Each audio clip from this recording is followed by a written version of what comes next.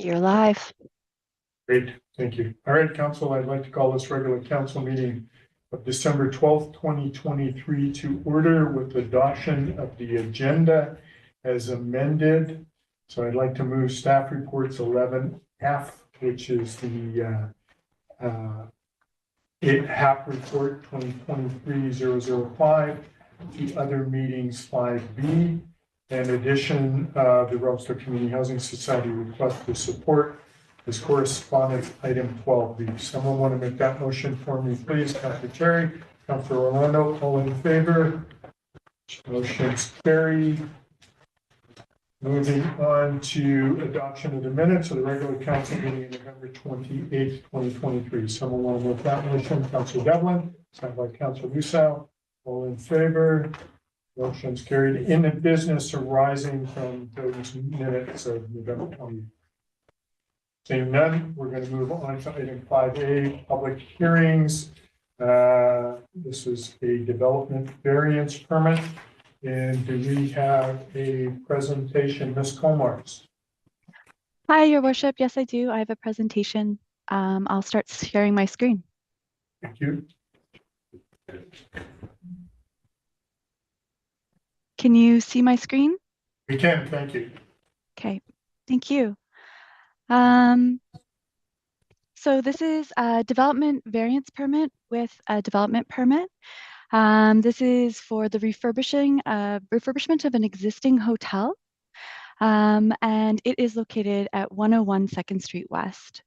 I'm going to provide you a little bit of background, a proposal overview, some policy direction and staff evaluation, as well as others consulted, staff recommendation, and options for council's consideration. So this originally came in as a development permit for the refurbishment of an existing hotel, the Alpine Inn and Suites. The subject property is already being used as a hotel. It's already in operations, and they are doing full room rentals right now going into the 2023-2024 winter season. The proposal was for the exterior updating of the building and just basically a new roof and new expansion on the second floor that would include some staff accommodations, potentially staff accommodations and or tourist accommodations, as well as the refurbishment of an existing buffet. This is zoned C5 and is mixed use within the official community plan. The surrounding property is also surrounded by nightly rentals of other sorts, commercial B&Bs, as well as residential properties. The proposal for the applicant included kind of jigging the entire existing parking lot to include 4 mobility spaces, as well as relocating the existing loading space to a new location, and the addition of 2 parking stall areas for bicycle parking, as well as indicating where snow removal could be retained within the existing parking footprint. The site landscaping updates included very minor landscaping with planter boxes along Charles Street. But in order to redo this refurbishment and to kind of revamp this existing hotel, variances would be required for the existing building and the existing siting of the building.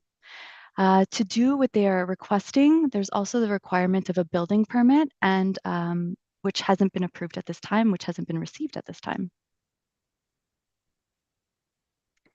The proposal overview, the variances include 4 for different sightings on the rear, the front, the side, and both existing sides, as well as variances for projections, as you can see in the screen in blue, at the side of the property where there will be a new addition to the second floor. The proposal overview also includes part of the development permit to have the entire exterior facade redone. This would include redoing the existing stucco, painting it in a new color, updating it into a white or in Benjamin Moore and an iron gray in Mountain. They would be doing new decking and railings and new stairs, as well as, and really needed on this motel, an updated roof and asphalt shingles, which will be encroaching a little bit further than what is currently existing. Policy direction on this one. So we're going to start with the variance first. The variance is to allow for the existing motel to be located in its existing footprint. The hotel was built prior to our existing zoning bylaw, so that's why these requests are coming forward. Another variance that is happening is to reduce the required number of parkings from 42 to 37. In partial of this variance, we're just recognizing that this building is existing and it is currently operating in its existing footprint. It's also the building location and encroachment into the setbacks are also existing. So these are minor increases as a result of a new roof line. The new roof line is actually increasing from 1.52 meters off the rear to 1.3, which is the increase off the rear of 3/4 of a foot, to just put that into perspective. With the subject properties, also the proximity to the downtown core, being walking distance to grocery stores and amenities, staff believe have no concerns with these parking reductions, as they do not anticipate congestion issues or increases to on-street parking from the proposed renovations and the use of the motel. Other aspects of this can be found in my report, and I'm happy to answer questions if there are at the end of this presentation. In regards to variances, we're also changing the parking lot configuration. So there's going to be a reduction to minimum aisle width within the parking lot itself, as well as reducing the development standards for mobility parking spaces to be 3.9 meters by 6 meters to 3.5 meters to 5.5 meters. The staff evaluation on this is that we feel that it aligns with the transportation master plan as well as aging friendly in place in Revelstoke. The addition of 4 mobility spaces for a parking lot that currently has none, even though they are slightly smaller than our current parking standards, we felt was a movement forward for parking in general at this location. As well as to vary the loading requirements from 2 loading places into 1 loading place. Based on the total amount of rooms and the size that this is going to be operating at as continental breakfast area, staff do not anticipate the need for additional loading spaces as a result of refurbishing this development. Furthermore, when we investigated to see if there were any bylaw complaints in regards to parking for this subject parking, we did not come back with any. In regards to the commercial development permit, the site plan considerations include proposed renovations, utilizing the already existing ground floor footprint, and they'll be creating additional rooms on a second floor above the continental breakfast area. The creation of a very small secondary floor addition allows the motel to accommodate employee needs and has the potential to alleviate some of the pressures on our existing housing stock. Off-street parking, we just discussed this in the last one, but the existing parking is to be remaining in the same location as to what is currently existing in the hotel, with the reconfiguration of the parking lot to accommodate some of our current zoning bylaw regulations, for example, for aisle width. The building form and character, renovations to the existing building allow for a high quality restoration, and they really do complement the existing neighborhood. The scale, massing, and shape of the proposed renovations allow for vibrancy at the street level while providing connectivity to the streetscape. Finishes are modern and include materials traditionally found in the community, stucco, brick, and wood. Environmental considerations, the existing location of the landscaping is to be maintained with an additional row of cedars along 2nd Street, allowing for a visual foliage barrier between the pedestrians and the existing building. Recycling and garbage bins are to be screened from view, and all lighting is to be dark sky compliant. Others consulted. This application was taken to APC, the Advisory Planning Commission, in April 25th of 2023. You can see the comments there from the commission. The proposed improvement aligns with the form and character development permit area guidelines as contained by the official community plan. And the development is well integrated with the immediate residential neighborhood by reducing the amount of light pollution from the proposed development. So staff recommend this be issued for all the requested variances that include yard exceptions for projections, minimum yard dimensions for front, rear, both side setbacks, as well as required off-street parking variances and development and maintenance standards within the parking lot itself. Staff also are recommending that development permit 2022-009 be issued at 101 2nd Street for the form and character of the exterior renovations to the existing motel and parking lot. I'm here and I'm happy to answer any questions if you have. And I'm going to stop sharing my screen. Ms. Colmars, so I have a couple of questions, but I'll go to council first to see if there's any questions or comments around the table. Anyone wish to weigh in at this point? Councilor Lando. Your worship, through the chair, yeah, thank you. Some of the correspondents on the item had questions about snowfall onto adjacent properties. I was trying to look at the drawings and I wasn't too sure about that, whether this was just a change in the allowance or the actual building. So if staff could provide some clarification on concerns expressed about snowfall onto parking and or the adjacent property. Ms. Colmars, comment? Thank you, Your Worship. Through to Aaron Orlando. Yes, there were some comments from public in regards to concerns for parking and as well as in regards to snow shedding onto the rear subject properties.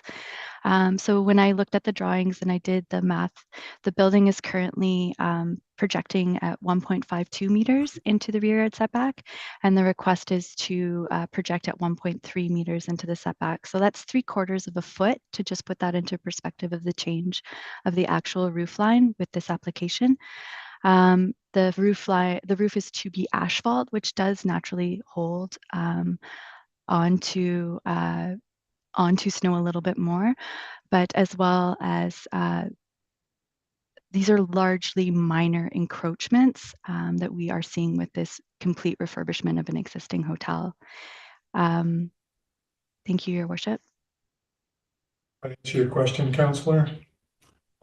Yes, largely. And just for clarification, I think with the actual variance request is much larger than the actual physical addition to the building. So through the chair, just seeking clarification that that is in fact the case. Comment, Ms. Colmars? Through to Your Worship, maybe I just don't quite understand your question, Councillor Orlando. There are quite a large list of variances with this this application, this development permit. There's numerous ones for the setback variances, parking variances, as well as some of the projections. So that you normally wouldn't see a variance come through maybe with that many variances all at once. Maybe that's what you're asking, through to Your Worship. To clarify, sorry if I'm not putting it precisely, I guess the sequence of events was I read the letters that the residents wrote, and then I went back to the drawings to sort of see about their concerns, and I had difficulty understanding what is actually going to be changed. So for example, in one corner, maybe you need the variance to go all the way out here, but the actual change in construction is not going all the way out to there because it's to meet a dimension. And I noticed that Mr. Simon also had his hand up and maybe understands what I'm Mr. Simon. Through Your Worship, just to add on to what Ms. Colmars was referencing, the variance itself for the building is largely to recognize the existing siting of the building. Mm-hmm. As a result of the development, they're proposing a new roof structure, and that roof structure is going to extend slightly beyond, about 0.4 meters beyond the existing building footprint.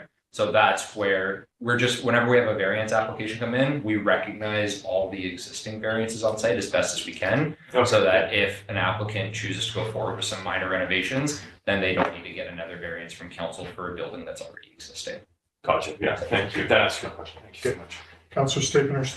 Thank you, Your Worship. Through the chair to either Mr. Simon or Mrs. Komar. I know I'm trying to find the wording in either the zoning bylaw or in the OCP, but my understanding is that somewhere in those two documents, we have specific wording that addresses the roof line and for commercial structures to be non-shedding. Does this meet that criteria? Ms. Comars? Thank you, Your Worship. The angle that this subject roofline is being proposed at isn't of a steep angle. It is, I don't have the exact measurements off the top of my mind, and I don't want to be fabricating, but that's something I can look up quickly. Well, it won't be quick, but I can definitely try to find it within the drawings. But it is to retain some of the snow onto the roof line. It's not a steep pitch. It's of a more gentle angle. And again, it is going to be asphalt roofing, which does help snow stick onto it. It's not perfect, but it's definitely an upgrade from what is currently existing. Your question, Council? I was just maybe through the chair. I saw Mr. Simon had his hand up if you wanted to add anything into that. Through your worship to Councillor Stapeners, there's a provision within the OCP, the applicable development permit area guidelines, that reads building form should avoid snow falling from roofs onto or the formation of ice on pedestrian ways or neighboring properties. So as Ms. Colmars has indicated, that has been incorporated as part of the design of the roof, hence why staff are recommending issuance of the development permit as it complies with the applicable DPA guidelines. Great, appreciate that comment. And as Ms. Comars has mentioned, it appears to be probably less than a 412 pitch. So that's, I will equate that to my own home. I have a 512 pitch in my own home. If I were to put metal roof on, I would be taking out my family member's house next door, and the building inspector of the day had basically said that's probably not going to be in your best interest. So I had to put asphalt on, and asphalt holds the snow. I have to physically shovel the snow off. So I feel that this is appropriate for this. When we start talking about parking, so as you know, I've been around here for a while. I remember when the Zernitis family had the motel and the pool that was an above ground pool that was there and had been moved and more parking. So when we start talking about parking, Ms. Comar's, the intention with the new parking, will it be marked off on the pavement with white paint, or to signify where the parking stalls are for those people who are staying there?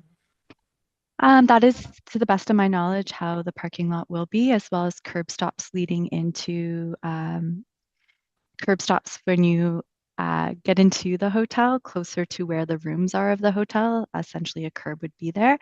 And within the 4 mobility spaces, those would be indicated with the mobility image. And it's almost like a zebra stripe painting that happens between the mobility spaces to allow a very visual barrier that this is for accessibility. Great, I appreciate that comment. And then when I look at some of the neighbors and their comments about basically parking on the street, now I'm not in that neighborhood every day, but when I am in that neighborhood, any off or on the streets parking, on the city street parking, is usually by, let's say we had a contracting company that was in town, their employees staying there, and they would have a bigger truck that would be parked off to the side in normal street parking. And neighbors were concerned a little bit about that parking. I don't see that an issue in my mind because it seems to be a rarity. However, there's ample space in that parking lot, and with their reconfiguration, I'm supportive of that parking. So any other comments from council before I ask for the motion to be put on the table? Council Palmer. Yeah, so just on the snow on the roof, so this will be new construction, so the trusses will be to, I think there was a change the last few years to those snow loading, so this would be to that standard, so unlikely to need to be shoveled off. I'm just confirming. Through to your worship, to the best of my knowledge, that is correct. And then the second question to the chair, actually it's more of a comment. On the parking, so there, one of the letters states that would suggest that the city needs a consistent policy with respect to parking requirements for developments in the town core, and I would tend to concur with that. We've seen over the last little while various parking variances, and as we change as a community, trying to encourage other modes of transportation. In this example, put bike racks in that, and hopefully that helps alleviate and looks at a more diversity. But I guess that's one of the things that I think that's a good point the writer makes, in that it feels a bit ad hoc on how we're doing the parking. And so, for example, the narrower, I forget what you call the corridors for the cars, if that's appropriate, then maybe we need some policy or changing that. And if for reducing handicap spaces, it's a flag for me. I don't know, of course, on that sizing, but if this reduced size is appropriate, then maybe we should entrench those things. So those kind of things that are certainly beyond my expertise aren't coming before council. So it's just a comment. Great, I appreciate that. Mr. Gipp, did you have any further comment regarding the trust in the snow shedding? Yeah, I can speak to that. So yeah, when the building permit does come in, that is a part of our review. We will be ensuring that the building is designed to support the appropriate snow loads. All right. Thank you all for comments. Someone want to put the motion on the table for me, please? It's a long one, Councilor Devlin. Hoping somebody would take this one off. I move the development variance permit be issued at 1001 Second Street West for the following variances to zoning bylaw number 2299. A, section 5.9, yard exception. Reduce the maximum roof projection from 1.0 meters to 0.34 meters. 2, to reduce the maximum roof projection from 1.0 meters to 0.14 meters. You want me to keep going, or are we just doing these in pieces? Keep going. Okay. B, section 7.8.4, minimum yard dimensions. 1, to reduce the front yard setback from 6 meters to 1.51 meters. 2, to reduce the rear yard setback from 6 meters to 1.99 meters. 3, to reduce the side yard setback abutting a street from 6 meters to 0.2 meters. 4, to reduce the side yard setback abutting a street 6 meters to 3.9 meters. C, section 13.2, required off-street parking, to reduce the number of required off-street parking spaces from 42 parking spaces to 37 parking spaces. D, section 13.6, development and maintenance standards. 1, to reduce the minimum size of the mobility parking spaces from 6 meters by 3.9 meters to 5.5 meters by 3.5 meters. E, section 13.6, development and maintenance standards. 1, to reduce the minimum drive aisle width from 7.3 meters to 5.69 meters. F, section 14.3, required off-street loading spaces. 1, to vary the requirement of 2 loading spaces to 1 loading space. Seconder for the motion, please, Councilor Luciano. Any further discussion on this motion? So I just want to go back to clarify. It is section B 4 is 6 meters to 3.9 meters. And it was read as 3.0. Is that It correct? was the one before that, 3. Okay. It was read at 0.2 instead of 0.2. Okay, 0.29. Okay, good clarification on that. All right, any further discussion on this motion? Seeing none, all those in favor? Opposed? Note Councillor Stapenhurst is opposed. Balance of councils in favor. This motion passes. Item number 2, please. Councillor Cherry. The development permit be issued for 1001 Second Street West for the form and character of exterior renovations to an existing motel with updated parking and landscaping. Seconder for the motion, please. Councillor Lucille. Any discussion on this motion? Seeing none, all those in favor? Opposed? No, motion's carried. Thank you. All right, thank you, Ms. Comars. Appreciate Thank that. We're going to go on to item 5B, which is the previous 11F, the HAP application 2023-005. Do we have a presentation for that, Ms. Comars? Yep. Your worship, you do, and you also have your report in the minutes. Aren't you lucky? You get me back to back twice. So this is a minor heritage alteration permit for the refurbishment of a covered porch. And traditionally, we wouldn't be bringing these to council. We would delegate them interiorly within our department. However, as there's a variance associated with this one, it is going for council's consideration. So this is for the subject property of 112 3rd Street East. And again, this is a variance associated with the refurbishment of an existing exterior porch. In this presentation, you'll get a bit of a background, a proposal overview, policy direction and staff evaluation, as well as others consulted, staff recommendation, and council options. So this subject property is developed with an existing heritage home and a detached garage off the rear laneway. It is located in the central Revelstoke neighborhood and is in the heritage conservation area. It is within the low density area and it is with developed single family dwellings. It is zoned as 2-family residential, R2. And as this is a subject new build in a heritage area, a heritage alteration permit is designated within the OCP. And this is also associated within a variance. So it's a HAP with a minor variance. A HAP with a variance is how I should say it, not a minor variance. A bit of a historical background here. This, according to the Revelstoke Museum and Archives, is one of the original houses in Revelstoke, as it was located on the very first tax roll for Revelstoke. This house changed hands numerous times in the 1920s and then was owned by the same individual, E.S. Bearcroft, for decades prior to it turning into, post it turning back into a rental for a while until its more recent private homeownership. Oh, I'm not sharing my screen, am I? No. Hilarious. Can you see this now? Yeah. I'm so sorry, council. Can you see my presentation? Yep, we have. Okay, perfect. Sorry for my nerves. I'll go back to the beginning. I'll just kind of scroll through the No, you slides a don't little need bit. to go, Ms. Comars, you don't need to go back. That's good. I think we Yeah, just continue. just carry on from where you are. Appreciate it. Perfect.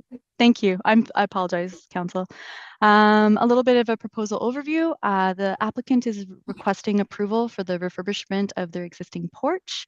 The porch is in great need of updating. It has become unstable and is potentially dangerous for the family that is residing in the home presently. The expansion of the porch is a minor heritage alteration permit with the addition of a front yard setback variance in relation to the zoning bylaw number 2299. Again, this house was built in 1900, pre-existing the zoning bylaw. The proposed upgrades to the existing porch allow for the current family to age in place, as the porch expansion will provide room for accessibility devices and the mobility devices such as a wheelchair. Site and landscaping include that one mature tree will be removed from the site and a new tree will be planted on site. The proposed upgrades provide safety for a growing family by having railings and guardrails adjacent to a busy intersection while maintaining open sight lines to the street. The proposed development would require a building permit, and it would also require a demolition permit for the removal of the existing covered porch. The proposal overview. Not exterior bolding, but exterior building materials are all intended to complement the existing home and the surrounding area, the surrounding neighborhood. The front entry, the door is to be in cedar wood and color to be painted Seco Deep Jade, or alternative to match the color of the existing upper roof's existing fascia. But the existing front door is to actually remain the complete same. There's to be no change to it. There's to be no change to the existing windows. The change is to be to the siding. The siding and the trim are to be done in hardy board. It's currently done in stucco. So the hope is to, when they are removing the stucco, to replace it within the hardy board in the color of Seco Jade, or alternatively to match the color to the existing upper roof's fascia. The railings, post and beams, and guardrails are to be done in 2x4s in the color of Seco Douglas Fir. And the post and beams are to be 6x6s in the color of Seco Black Cherry. The roof to be replacing the existing roof on the covered porch is to be metal, and the color of silver metallic, and the soffit is to be in TG color and Butane Harvest. The deck to replace what is currently existing is to be cedar decking in the color of Seco Boathouse. And parking spaces, there's no change to parking. This is not a part of this application. As this is located in the Heritage Conservation Area, things that we look at are site layout, building massing in size and shape, building features, and alterations to existing buildings. So as I mentioned before, one of the mature trees on the site will be removed, yet a new tree will be planted. This also allows the proposed changes to the porch allow for differentiation in the massing that permits for a visual break, but also allows for the aesthetic of the neighborhood to be maintained. This proposed addition also maintains a high visual appeal and a positive relationship between the street and the laneway and the site. The location of the porch upholds the site layout conditions of the traditional siting arrangement created a front and rear yard. So basically it's not changing the existing footprint of where the existing house is located. The building massing in size and shape doesn't alter the established massing of the streetscape. The updates to the secondary roof over the porch is consistent in form and proportion with the building's original porch and the roof of the primary form. The renovations of the porch provides a weather protected entrance to the family that is currently living there. Building features. The design features and materials allow for building articulation and material differentiation. All the colors and materials being proposed are reflective of surrounding neighborhood homes while avoiding the homogeneous facade. The guardrails and the railings provide safety to the growing family as it creates a physical safety barrier between the streets and the occupants. Alterations to the existing buildings. Applicant has incorporated exterior building features that are consistent with historic characteristics of the existing homes found on the same neighborhood block. So the variance for this one is to reduce the minimum front yard setback from 6.0 meters to 3.5 meters. Staff evaluation of this is the front yard setback reduction allows for the entire dwelling to follow the current zoning bylaw. The addition of a covered porch allows for the occupants to be able to exist in enhanced privacy. And the covered porch provides protection from the inclement weather and more effective snow management, as well as porches are character defining elements for the historic buildings and are consistent with the neighborhood form and character. In the image that's located on the screen, I just wanted to really highlight the trees that will be remaining, the tree that is to be removed, and the tree location to be planted. This application went to the Heritage Advisory Commission on October 16, 2023. I'm just going to pause for a moment and let you take a minute to read these. They were also located within your report.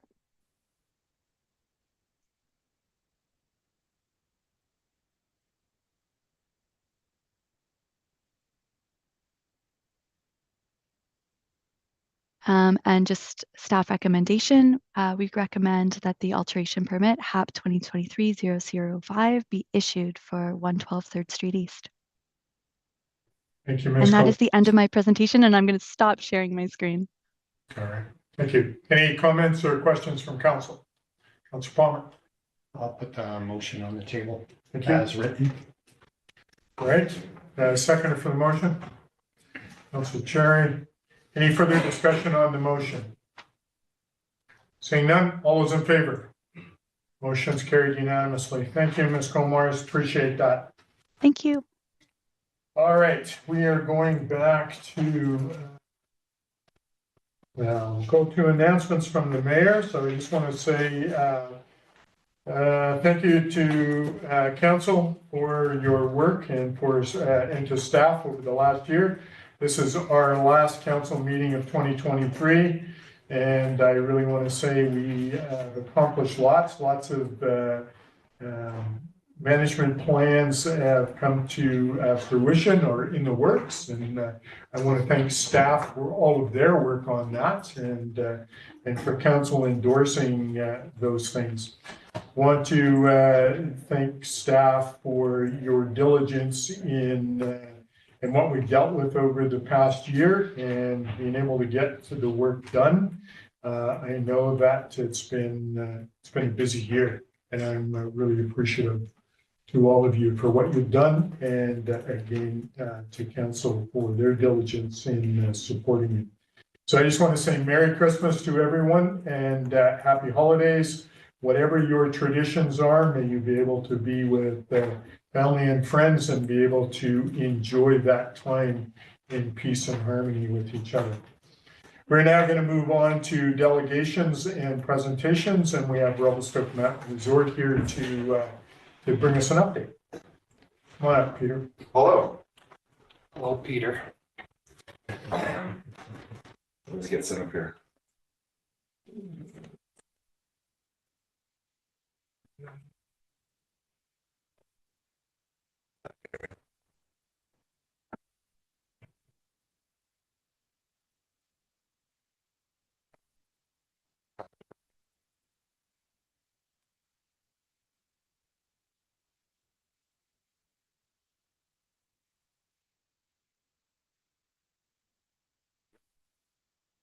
Yep. Thank you. With that, no one wants to see my schedule. Thank you, Your Worship, honorable councillors. My name is Peter Nielsen. I'm with the Revelstoke Mountain Resort. Cindy let me know that I have 10 minutes and she's going to be holding me strictly to it, so I'll try to go through this pretty quickly. And I ask for forgiveness for those of you who were at our public session last week. It's going to look very similar. And on that note, we had a really, what I felt was a really good public engagement scenario last week where we did about 180 residents through 4 different sessions. So lots of good questions and lots of good interactions. So really good. Purpose of today's presentation is really about talking about really what's happened in the last year. So updating you on what we've done from a planning perspective, updating our plans, and then what we've actually accomplished. And it's quite a bit, so excited to present it. I'll have time for questions at the end. So. Okay.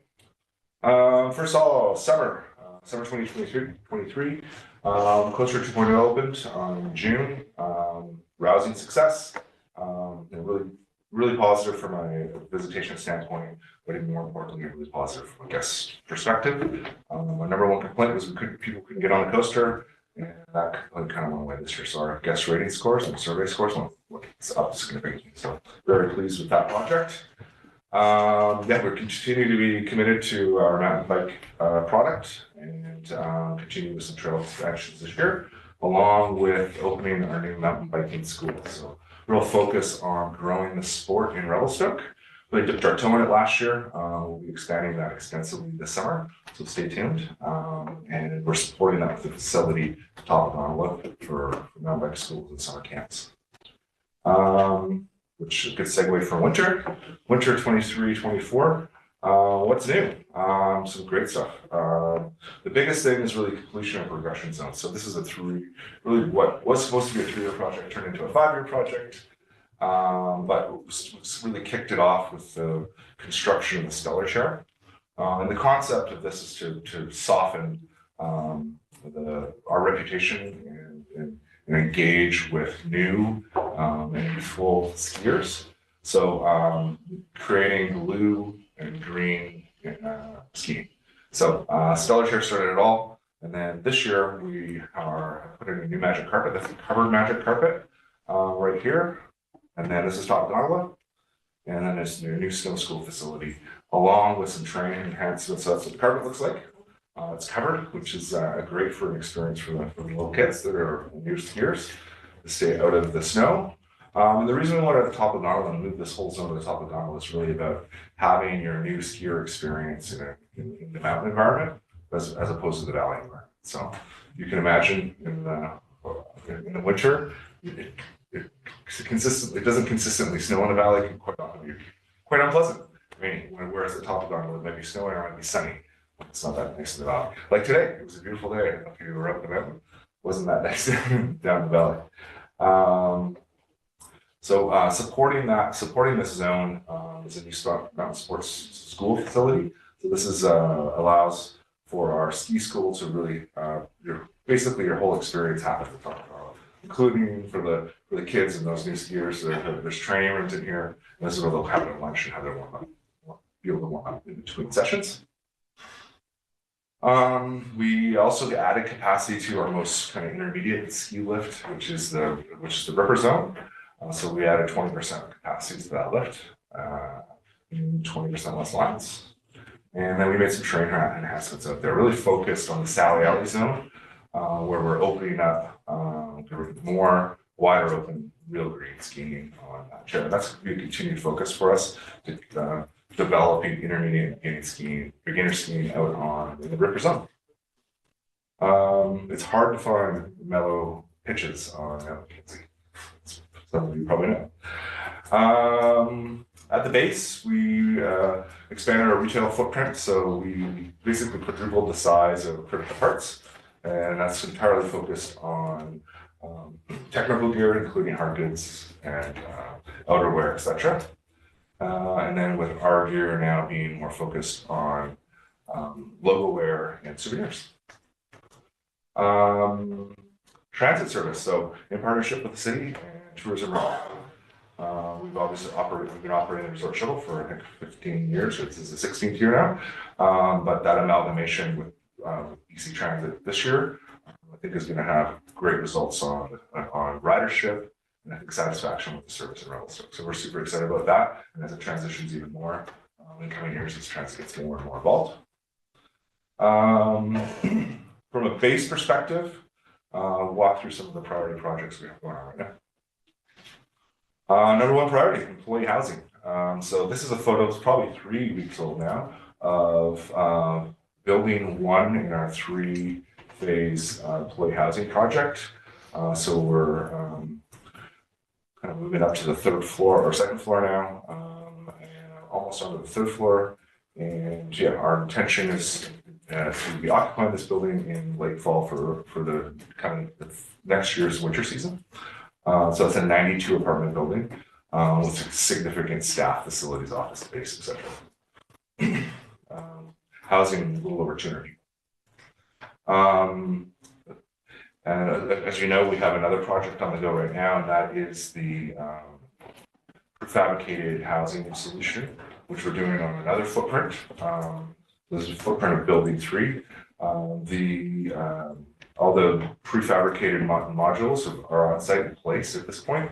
We're hoping to be occupying that 64-bedroom facility at the end of January. So the intention behind that has always been to really enhance our ability to attract, retain construction workers, and also house contractors as we try to facilitate these projects faster and keep staff housing. And our plan, so this is building 1, this is what it will look like. It's under construction right now. And our plan that intent is to break ground and start pouring footings. There's a groundwork's already done for the 2nd building in early spring, with the intention to have that completed for the following winter after, so 25-26 winter. Slopeside Hotel continues. Actually, this is a few weeks old too. It's quite a bit taller already because we're into the fabricated steel portion of the building. Again, that's we're intending for that to be open for 25-26. Conference facilities and the soccer campus heli-skiing. Some of the latest renderings. I'm really happy with how it's coming together. And a couple important infrastructure projects. So this is a photo of this over here is our expansion of Cat Shop, doubling the size of our heavy mechanic shop for both our cat fleet and our heavy machinery. If you've skied on last bike, you've skied past it. And so that'll enable us to move out of the base with our heavy machinery shop and create more parking in the south where that is located now.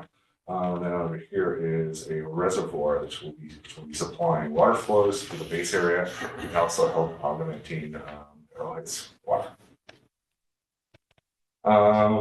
Another project we have going on in town right now is the Raven Townhomes on 1210 Douglas Street. So that's 26 units of 3-bedroom townhomes. Our intention is to put some of these on the market in early next year, with a completion hopefully kind of towards the end of the year. We're planning to have, first options are going to go to our staff. The second will be to locals, and then we go to market after that if there's any left. Rendering. Upcoming projects. So this is more on the planning side. So obviously Cabot Revel Stoke is in the ground. It's a little rendering of what it will look like one day, in a couple of years, and that we're happy with how it's been going so towards the end of this last year. You can see here that there's been a lot of clearing done, a lot of mass earth moving and shaking happening on certain portions of the course, and some of the infrastructure and ground has been going in place. So we'll slowing down now as we get a winter, and then we'll revamp up as soon as we can early in spring. And then Cabot Residences. So this is a site plan if you're aware of this project, obviously, and so this show you if you're not. This is the parking lot across from Second Place. The plan is we'll be releasing these in phases and hopefully be on the market early in 24. Exterior look at it.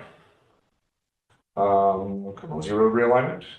So this is a bit of a rendering of what that. So the whole section of Camosi between Nickel through the village needs to be regraded. It will be realigned to work with the roundabout on Nickel, that section, and then there's different grades. And along with that comes a pedestrian and cycling path dedicated zone, which will greatly improve that interaction for pedestrians and cyclists.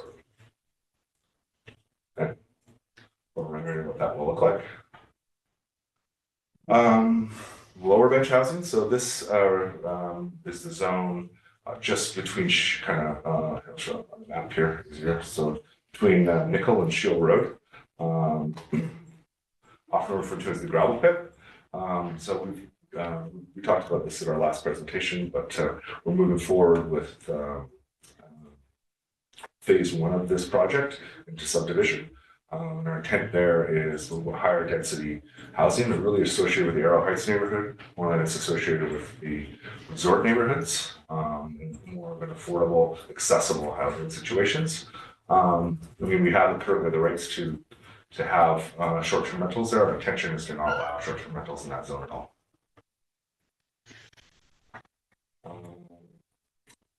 So this is some inspirational photos for our other neighborhood, which is the Nickel Road edge. So that's right above the zone I was just talking about.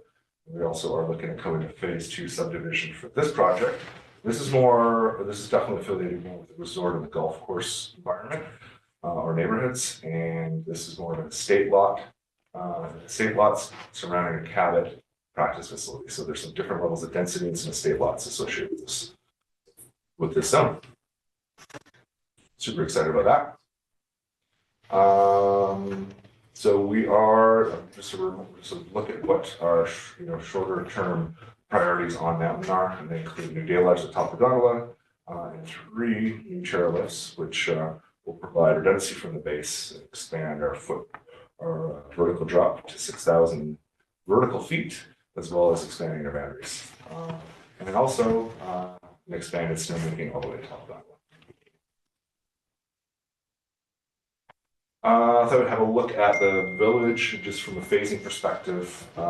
So looks like we've probably seen these before. The blue zone here refers to phase 1 or a priority. That includes housing over here in the little bubble here, and then phase 2 really relates to this zone, and then phase 3 relates to the South Village.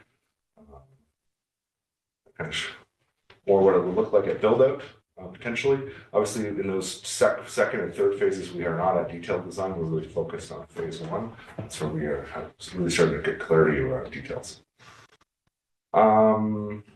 This slide is just to demonstrate what, as we move through, what as phase 1 develops and starts to complete what the whole zone looks like.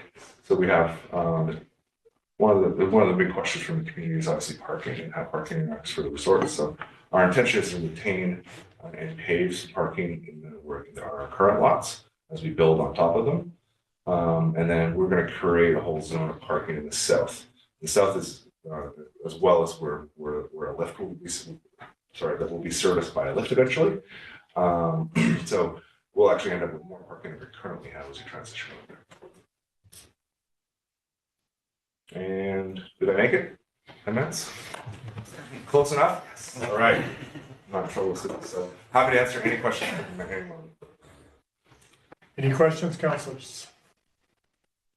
So, Peter, it's good to see the amenities on the hill with for the skiing for those who are just starting. I'm looking at that circular thing over the magic carpet. And what's the height of that? Can old grandfathers go on there with kind of the kids I sort of think it is, thing, or or- 6'8". Yeah. Yeah, so it's intended for full adults to be able to go through, because it's not just for kids. People learn to ski at all ages, so. Yeah, I haven't skied. Look at anyone who needs to learn I'm to thinking ski. that too. Going like, okay, so Yeah, we're super excited about that whole zone and just, because Revelstoke really does have a reputation in the greater skiing market of being inaccessible for beginners and intermediates. And this focus on that spending for those capital investments is really about, changing that reputation enough to. So for folks who really want to ski, some of the best training in the world, maybe their partner isn't a great skier, but they can feel like they can come here and everyone's going to have a good time. that's perfect. Good to see that. Any comments from council? Some of you are skiers, you might want to weigh in. Councilor Stickler. I have a question not necessarily related to skiing, and through the chair, thank you. To Peter, I know you're aware that the province just released legislation regarding short-term rentals. And I was wondering if you could share with council, I know it came up in the presentation the other night, what impact that may have on RMR in the short, medium term. Well, obviously there's more details to follow on some of this legislation, which is an important footnote.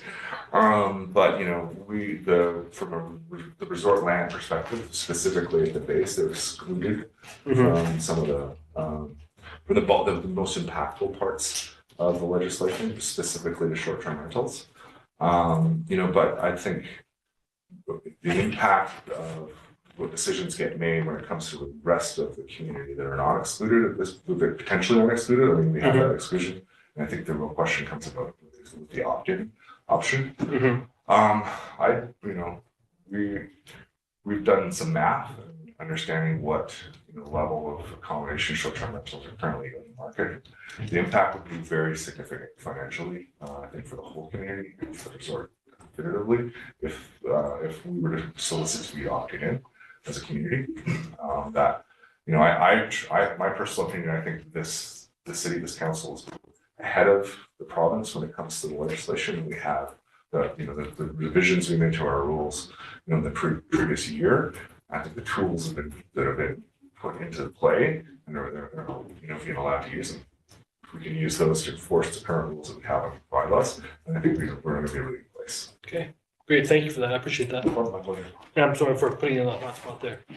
I'm used to it. I figured. Anyone else? Councilor Chair.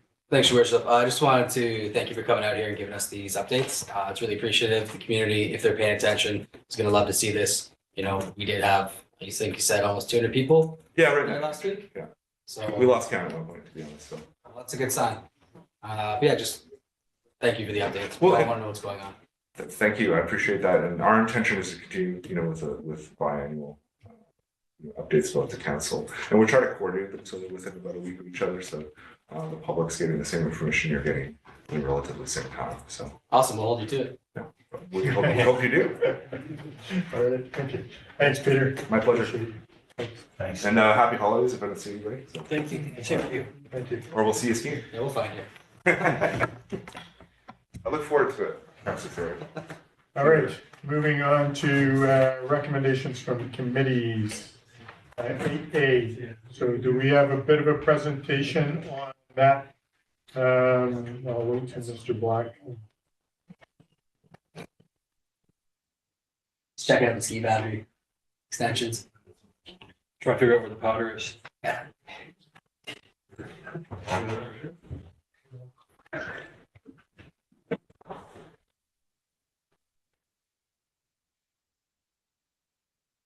Mr. Black, Canadian Pacific Railway Road Assessment Agreement, do you have any comments? Your worship, I do not. We did bring this item to the Public Infrastructure Committee, at which time the discussion was that there is no formal access across Track Street from basically the north portion of the track all the way to the Townley intersection. And we need to formalize that. The recommendation from the PIC was to continue those negotiations with CP and make sure that we have secondary access to CP Hill properties via Townley Road. Perfect. All right, any good comments? Someone want to put the motion on the table for me, please? Councilor Lucero. I move that staff proceed with the road access agreement. Seconder for the motion, Councilor Staphenhurst. Any further discussion on this motion? Councilor Cherry. Thanks, Worship. I'm just curious to the chair if we can talk them into paving it as well. I'm sorry, I missed. Can we talk them into CP into paving that road? Too big of an ask, guys. I believe that one of the discussions from the PIC was that were there any safety improvements that CP would request of the city that we ask CP to do those on their own, as it's been that way for probably well over 100 years, and I don't think there's been any accidents. Or if we pave it, we might see some faster speeds, which means there could be. So it's a careful balance that we have to walk. Councilor Staphenhurst. Those potholes are kind of like reverse speed bumps. And they're huge. And one of the concerns, where this all came from through your worship at council, is cyclists were getting beaten up on that section of road. And so they were asking whether the city would maintain it. We, of course, it's not ours. So they went to CP, and then CP said, oh, there's no agreement, so we need to chat. So that's where we are. Okay, so there's definitely residents who would like that upgraded, so we're heading in the right direction. All right, any other comments? Seeing none, all those in favor? Opposed? No, motion's carried, thank you. 9A, zoning amendment bylaw 2374. Do we have a presentation, Ms. Hartling? Yes, Your Worship, I have a presentation just before council goes through this application. One moment. Thank you.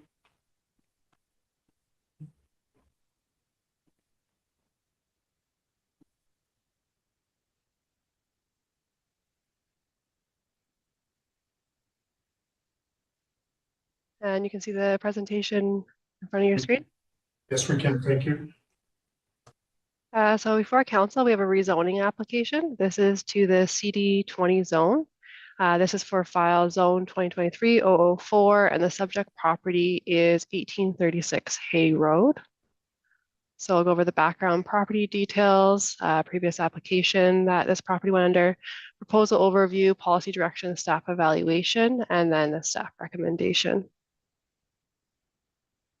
So the subject property is currently zone CD20, and it has subzone A, B, and C. The subject area you can see outlined in red on the map in front of you. That's the area currently under this zoning amendment. That is subzone A, and you'll see it further on in my slides are proposed to be subzone C. So the subject property is designated low density residential in the current OCP. It's located, it is east of Hay Road, in between and west of Camosi Road. It's north of Basin Lane, which was a road created with this, the Stoke Living development. And then it's south of the existing Grizzly Lane Road to the north. It is within the Arrow Heights neighborhood, and it's surrounded predominantly by single-family dwelling lots, as well as phase one is almost completed. This is the current construction of single-family dwellings and multifamily dwelling units. And council did review a form and character development permit for the row house multifamily that the lots you can see subdivided in the center of the development boundary. So the subject lands, they were rezoned from single family residential zone R1 to CD 20 in 2020 prior to the adoption of our current OCP and zoning bylaw that we have today. The CD zone allows for a mixture of single family dwellings, 2-family dwellings, which are duplexes, and then row house dwellings, which can be in the interior subzones are a mixture of 5 units and 7 units in the various row houses that council's reviewed with that multifamily development permit. And the total density of the development within this development boundary that you see here is 60 dwelling units created in the 3 phases. So for the proposal today that council's reviewing, this is to amend the subzone boundary maps. You'll see in front of you, this is a subdivision of all of the lots. You have subzone A, subzone B in red, subzone C is in the orange, and then you have the dedicated park spaces in green. These are not, none of these are proposed to be changed and to stay as council previously approved. So the amendment is to amend the permitted density in subzone A to reduce the number of single-family dwelling units from 25 units to 21 units, and then the permitted density in subzone C to increase the number of 2-family and row house dwelling units from 19 to 29 units. And this is to allow for, you see the area highlighted in orange, for the construction of row house buildings with 5 units in each, so 10 dwelling units. The proposal also is to reduce the height of all row house dwelling units from 12 meters to 11 meters in the entire development boundary. You'll see that in the last development permit that council reviewed, it's the height is quite under 12 meters, just above 10 meters, and the proposed row houses for this area would be similar. So this is just showing, this is the map within the CD zone. So what is highlighted as subzone C is currently subzone A, proposed to be subzone C. So just at the staff evaluation, so we're looking at the current OCP policies of housing items, housing action plan, housing needs assessment, Arrow Heights neighborhood, and then the low density residential land use designation that these subject lands do fall under. So the housing action plan does identify that the city does have a low supply and development restriction issues, and the city is directed to update these regulations to allow for more density in first housing forms, which the city has updated the OCP, the zoning bylaw. Staff are currently going under the rewrite of the zoning bylaw with this direction. And since the original CD rezoning, the city, I already said that, has adopted zoning bylaw with that does support this increase in density and the housing form that's proposed. The housing needs assessment identifies a need for more diverse housing choices and within single family neighborhoods. The housing stock in Revelstoke is primarily single family dwellings, and the current OCP does guide new CD zones, any amendments to CD zones to include more multifamily. So no more than 25% single family dwellings, the remaining 75% a mixture of multifamily dwellings is recommended. So this current CD zone has a housing ratio of 42% single family, and then 26% is a zone that allows either single family or 2-family, and 32% is a zone that allows 2-family or row housing. So it'd be like 42% single family, 58% possibly as a multifamily. And then the CD zone that's today in front of council is 32% single family, 24 single family or 2-family, and 44% 2-family or row housing, which would be around 68% that could be multifamily and a mixture of 2-family or row housing. The current OCP policies do support the increase in row house dwelling units in Arrow Heights. The overall subject development does increase services, connectivity, pedestrian safety, keeps and formalizes the 2 parks that are previously approved, and considers tree preservation. These are all policies that address the Arrow Heights neighborhood. The proposed row housing is a form of multifamily ground-oriented housing that's also supported in the low-density residential land use. And the proposed decrease, this is what staff reviewed this with the applicant, that they're agreeable to, is to reduce the max row house dwelling height from 12 meters to 11 meters, just to consider preservation of mountain views, consistency with the neighborhood housing forms and massing. And if this rezoning is approved, then council would be reviewing a form and character development permit, which would be looking at the look, citing as you reviewed with the last development permit, and can have parameters of that are consistent with the development permit area. The row house dwelling units have the same setback provisions as single family, 2-family buildings, so they will have to be cited accordingly and would not be different than a single family zone. Staff are, as mentioned, are currently engaged in the zoning bylaw rewrite. So we're looking at direction from the housing action plan, housing needs assessment, the current OCP guiding policies, and then we will have to be looking at the provincial legislation that's coming into effect June 30th, 2024, that is removing some municipal barriers to allow for an increase in what the province calls small-scale multi-unit homes.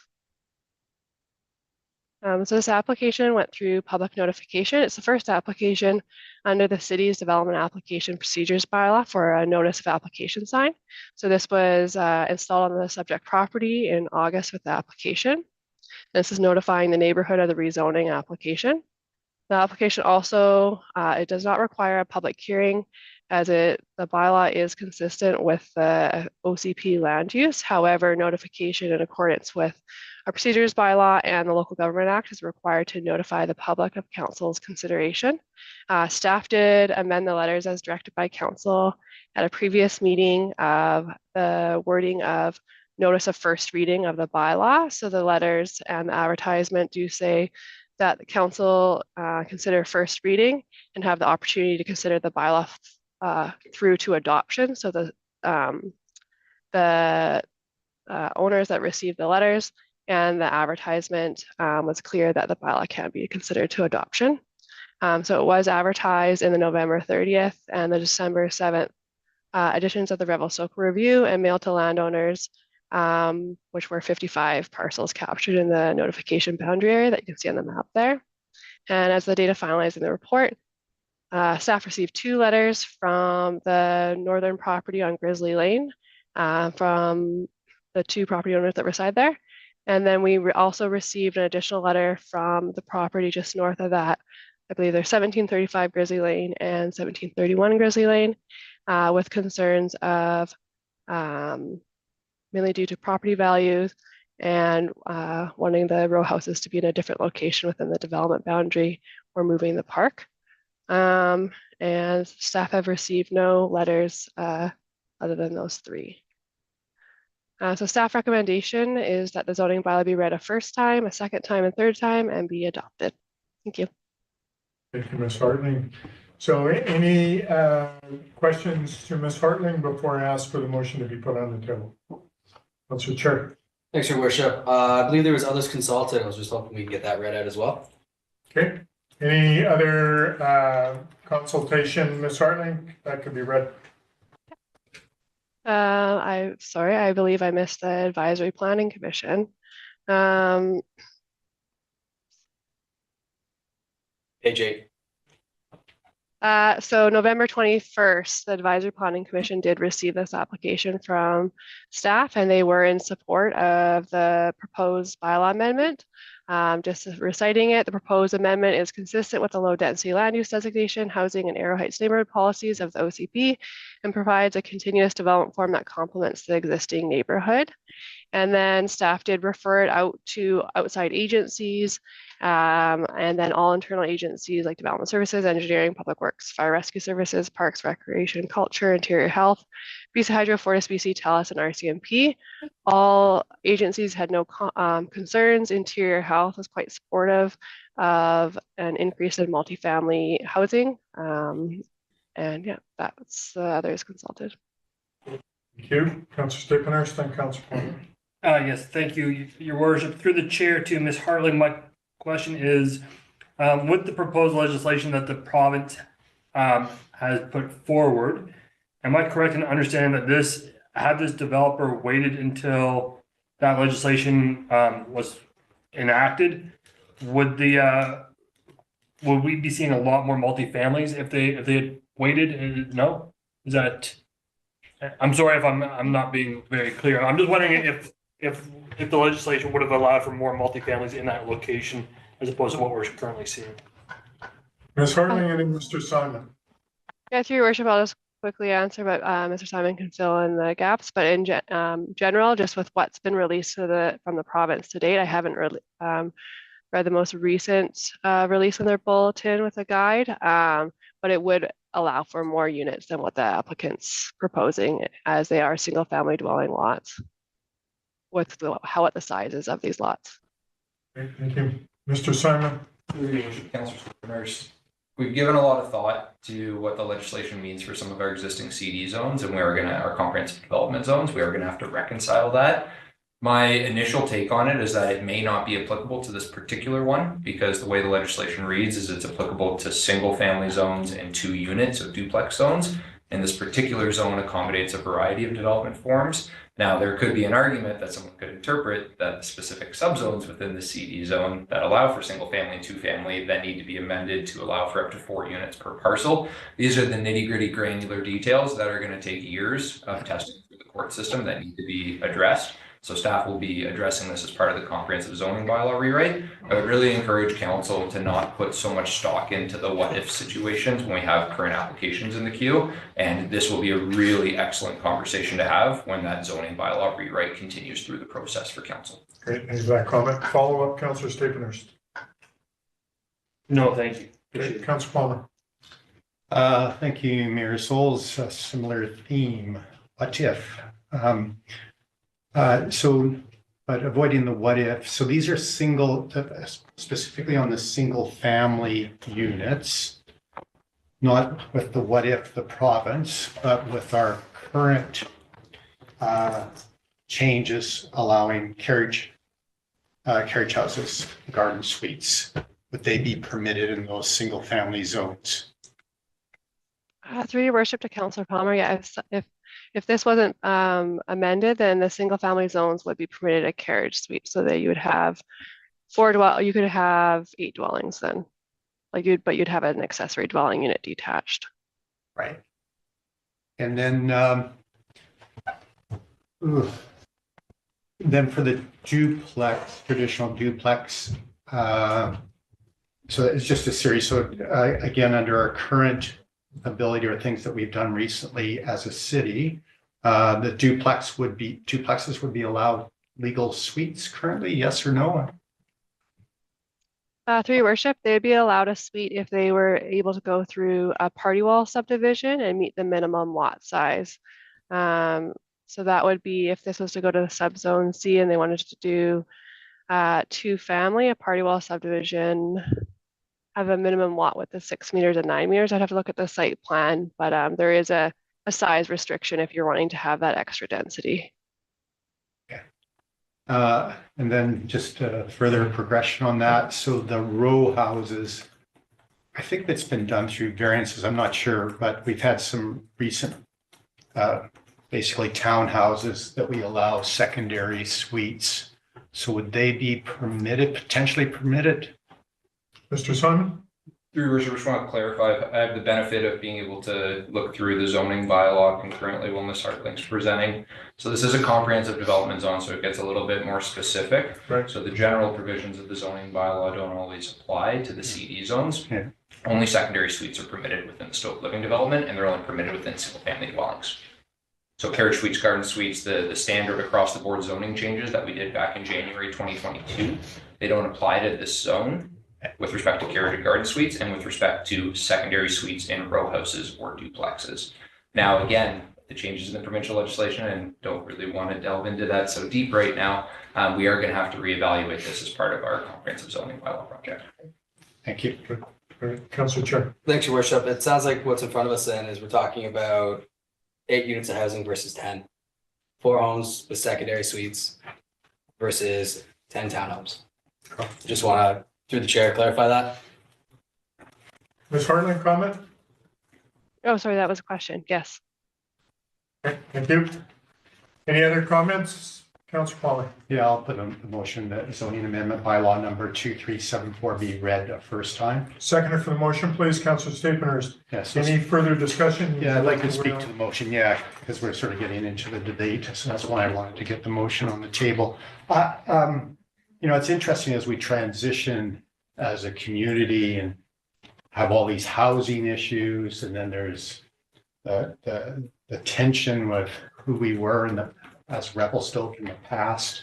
There's been, in Arrow Heights, of course, there's been very, very significant changes in the community, whether that's Mackenzie Village or Stoke Living or other areas in part of the evolution of communities. And some people will say it's great, other people say it's not so great, and especially if you've lived in a community that you've loved for a long, long time, and then suddenly there's these changes. Just consistent with the where we the sort of our priority on affordable housing, creating stock in the community. That's an important component of this. And notwithstanding where the province may or may not go in the future, that's maybe somewhat outside our hands, but it's something to be cognizant of, I believe. So those are the kind of the tensions and sort of balancing those two items. Further to Councillor Cherry's comments, this is not a significant change in the scope of all the things that are happening in the community. However, Arrow Heights and other areas are feeling these sort of, successive changes that are definitely changing the communities that they've known and loved over the years. So those are the tensions that are there. In general, I am supportive of infill, creating more affordable, not necessarily affordable, but more affordable units in the market. I think that's very, very important. And that does sometimes come at a cost of where, the neighborhoods of how they were in the past. Just, a discussion, it was interesting, the discussion about the gravel road and paving and saying, well, gravel road or paving a gravel road might make it less safe, and say, okay, let's rip out all the pavement out of the city and go back 100 years. It's just something, so, things do change, and then we have to make these decisions. So, yeah. Good. Councillor Cherry, did you have your hand up? Not yet. Okay, good. Any other comments on the motion on the table? Councillor Orlando. Your worship, just a question through the chair regarding the specific application with a focus on process. This is a comprehensive comprehensive development zone has been pointed out by staff, which is essentially a trade-off that allows the owner of the property to do more than would be permitted under the zoning, and gives the city and city staff more say in the guidance of that. My question is regarding sort of engagement and some of the comments as well from residents. I think what staff has heard from this council, speaking generally, is an understanding that the province is going in different directions with, or going in certain directions with density. There's a broad understanding that we need to densify our community.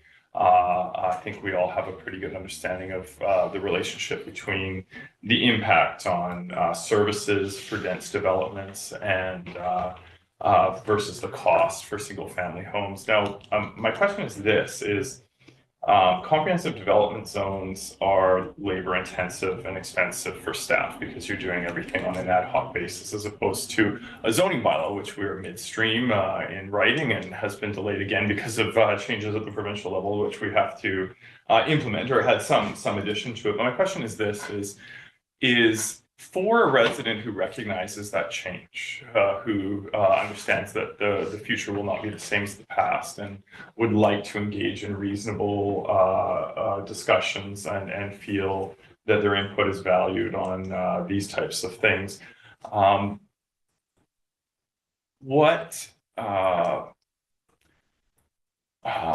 I guess I would ask staff about what would be an ideal way of going about that, because my question is this, we're going through that engagement process and developing a comprehensive development zone as this one has had in the past, but then what I see the pattern emerging is then we go back and change it, and then we make another change, and we make another change, we put the cost on taxpayers, we put the cost on resources for development staff who are not using that time to work on, for example, the zoning bylaw overall to the city. This is also a concession to the individual development companies who get in front of the line, get their products to market first, instead of having to wait for the rules that will impact the whole community. So I guess my question is this, is how can you speak to that process of going through the comprehensive development zone and then changing it again and again? And are we likely to see that more and more in the future? And just seeking your thoughts as it relates to this specific application, which is a minor change, a small change, albeit the concern that is expressed to me and I hear is that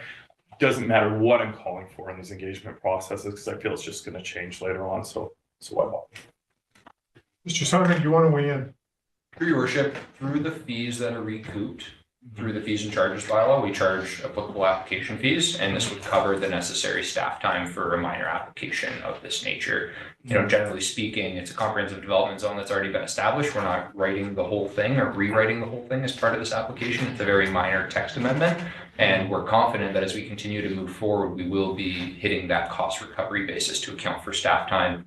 Now, in terms of how we process these types of applications while concurrently working on rewriting our zoning bylaw rules, this particular CD zone, to be very blunt, should not exist because our zoning bylaw is so antiquated and it's been neglected since 1984 and even predating that, to be honest. So very, very important that we get the new zoning bylaw adopted and through the process. The whole intent with that new zoning bylaw is directed through the OCP is that we start minimizing the creation of new comprehensive development zones. We have, I think, 22 or 23 different CD zones in the city. We probably only need about 3 or 4 for a community this size, and you know the unique nature of development that is warranted in those specific zones. So no particular concerns with this application in terms of extra staff time detracting from other applications. The key focus when it comes to that and getting the zoning bylaw done is really prioritizing and focusing on the work that's at hand and not continuing to add into that box that staff are currently working with. And so the applications, staff can manage that, and planning staff will be keen to have a conversation with council in the new year about overall department workload and projects that are on the go. So we're working on that right now. Follow up? Yeah, Your Worship. Yeah, I just wanted to state my support for those statements. Certainly for a decade now or more, I've been advocating for like OCP zoning bylaw. The key, where the rubber hits the road, is the zoning bylaw, and I really would like to get there. And I feel that in my experience on council, we have spent way too much time in dalliances into CD zones, which are a flashing red billboard of bad planning and poor planning documents. And we need to get there. And I feel that the application of those contemporary rules to update our 1982 current system will be part and parcel of what I feel, and this is an expression of opinion, restoring faith in these processes, that the community who may want more density, who may see how to skate to where the puck is at, but they do want to have say and input in it. And so just by reading through the feedback, and thank you to the people who wrote in expressing concern, I'm trying to express that this is where we are trying to get with this process, and that we need to get there, and that it makes our job as councillors easier. I think it makes development staff a job easier once we do achieve that long-standing goal. Thank you. Councillor Palmer. Yeah, thank you, and thank you for the comments, Councillor Orlando, and for the planner regarding CD zones. And I'll try not to repeat all that, but that's been an ongoing concern. Ideally, that wouldn't be a CD zone. Ideally, we would have our zoning bylaw complete. And ideally, this wouldn't even be in front of council because it would be, and so that would, notwithstanding whether there's cost recovery or not, but there's other costs like the time that we're spending on this. On the public engagement, further to Councillor Orlando, on the public engagement component, so this is first reading, which I am supportive, and in general, I am supportive of these changes, and they're not huge, but on the public engagement portion, I continue to say, well, that we need to have public hearings. I know the province has enabled local governments to bypass that public accountability. I continue to say that's important, and certainly would be prepared to put that motion on the table after this.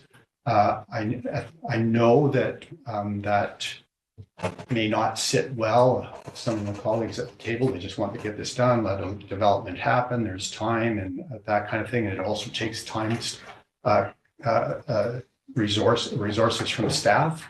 And yet these old antiquated public engagement processes of putting something in the paper that nobody reads, a very limited area of direct mailing, doesn't, in my opinion, does not cut it as far as public engagement.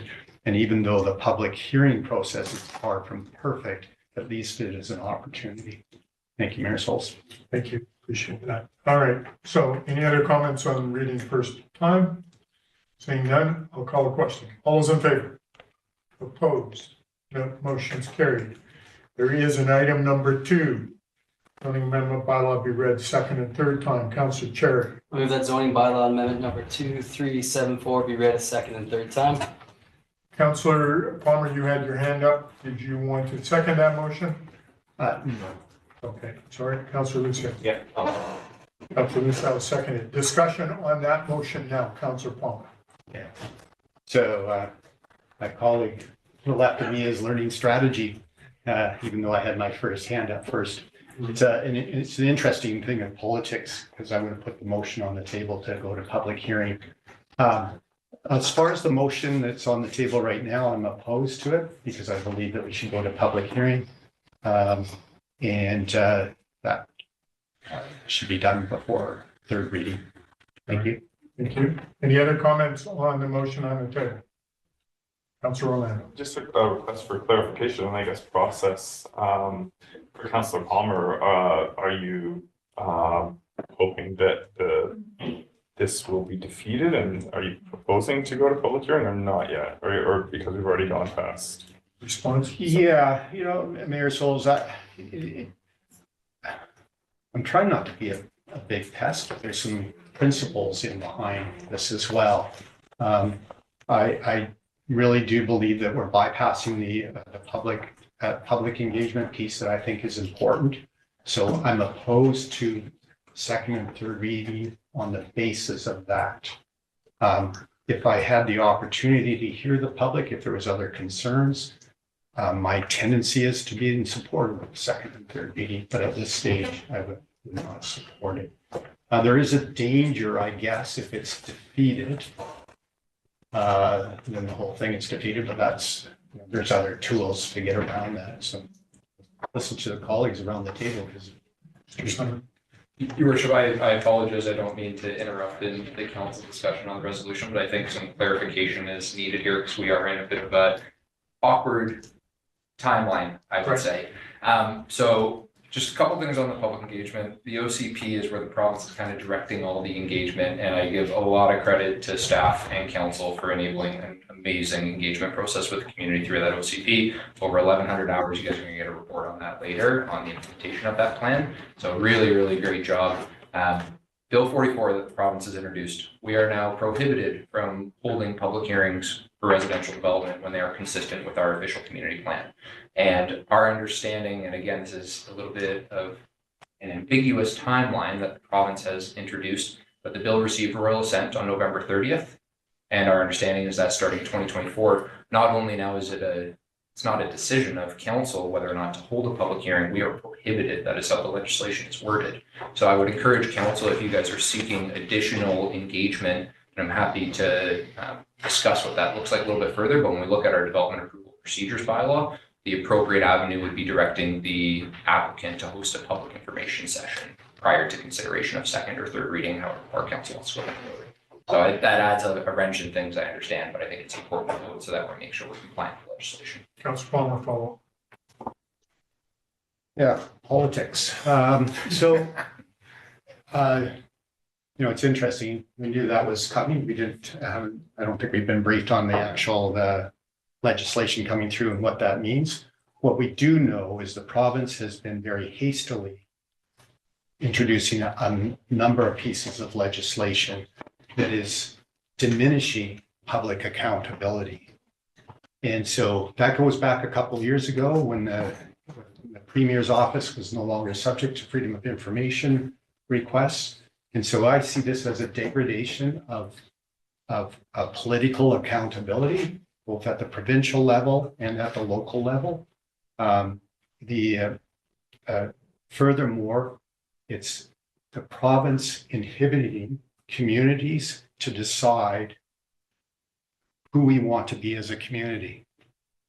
And it's getting lost in the bigger conversation. Lots of things happen in the world, but between, there is not a real media like we've had in the past. Now with components like Facebook prohibiting the ability of news articles being shared where people generally gather in social ways today. We're in kind of sad times as far as democracy, in my opinion. But that's not the topic on the table right now, but relates directly to that. I will continue to be in opposition to second and third reading on that basis. Thank you, Mayor Scholes. Councillor Chair. Thanks, Your Worship. Just off my language, I don't disagree with Councillor Palmer on some of the things he says. I do agree with more red tape and slowing down the process about getting houses built, especially when we're talking about multifamily versus $1.3 million single family homes. We're in a housing crisis in the city. We're in a housing crisis in this province. We've been given the tools to move forward and actually construct units. I don't see this being a change that warrants a public hearing, further adding more red tape and, having the community have to wait even longer to see projects get completed. I put second and third reading on the table because I like to move forward. I think the community does too. I understand we've got 3 letters of people that feel they're going to be negatively affected having to live beside townhomes versus $1.4 million homes. I've spoken to many people in the area because I do live in the area that are in favor of it. Unfortunately, they were so in favor of it, they didn't care to write in, which seems pretty common when it comes to public consultation. Any comment? Any other comment on the reading, Councillor Dublin? I'll make a quick comment. Just in response through the chair to Councillor Palmer. In general, there are times when I agree a public hearing is a very important tool to have. And I am also slightly saddened to see, less of that at our purview. I feel it's nice to have it as an option, but I also can understand the concept of this particular development as an example, because it is the example, affects at most a very small amount of people. And therefore, engaging with the public at large just seems to me personally like a waste of time and money. Everybody is available to make comment, they can write in, we have the comments in our agenda, but to hold a hearing for a development that's going to affect maybe a dozen people just seems like it's slowing down the process. So I do agree that there's a time and place for public hearings, and when we're talking about big things that are going to affect the community as a whole, then I would like to see that tool kept in our toolkit if it were up to me, but in things like this, I wouldn't support a public hearing anyway, because it's such a small subsect of a single neighborhood, essentially. So that's just my only comment. Yeah. Any other comments on the motion on the table? Councillor Orlando. Yeah, thank you.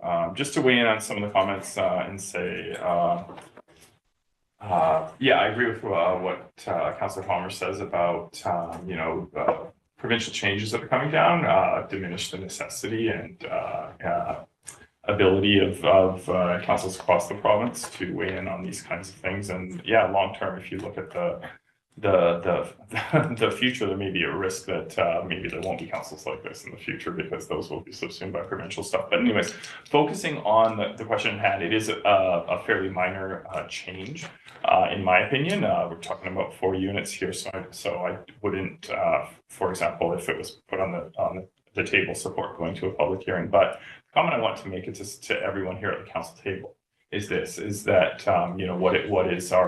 what is our purpose here in these types of questions with these items of business before us, and what an analogy I would compare it to is communication. In our communication, in our rules here, we have all kinds of restrictions, legal restrictions, policy restrictions, etc. And I feel that the challenge with communications is to uphold the letter of the law and the spirit of the law and those restrictions and constraints that are upon us, but find a way nevertheless to move forward and communicate about what we're doing to be meaningful and provide value to the community. So I would put that over as well on this application here, and say, like, you know, what value is our involvement in the process bringing to the table, and I think it lies in you know, trying to strike a balance between the need to move forward and support building and development, new homes, but also listening to the legitimate concerns of the residents and trying to make changes and amendments. I've made this statement a few times, and this is really about looking at, you know, showstoppers for people that is really going to impact their lives negatively,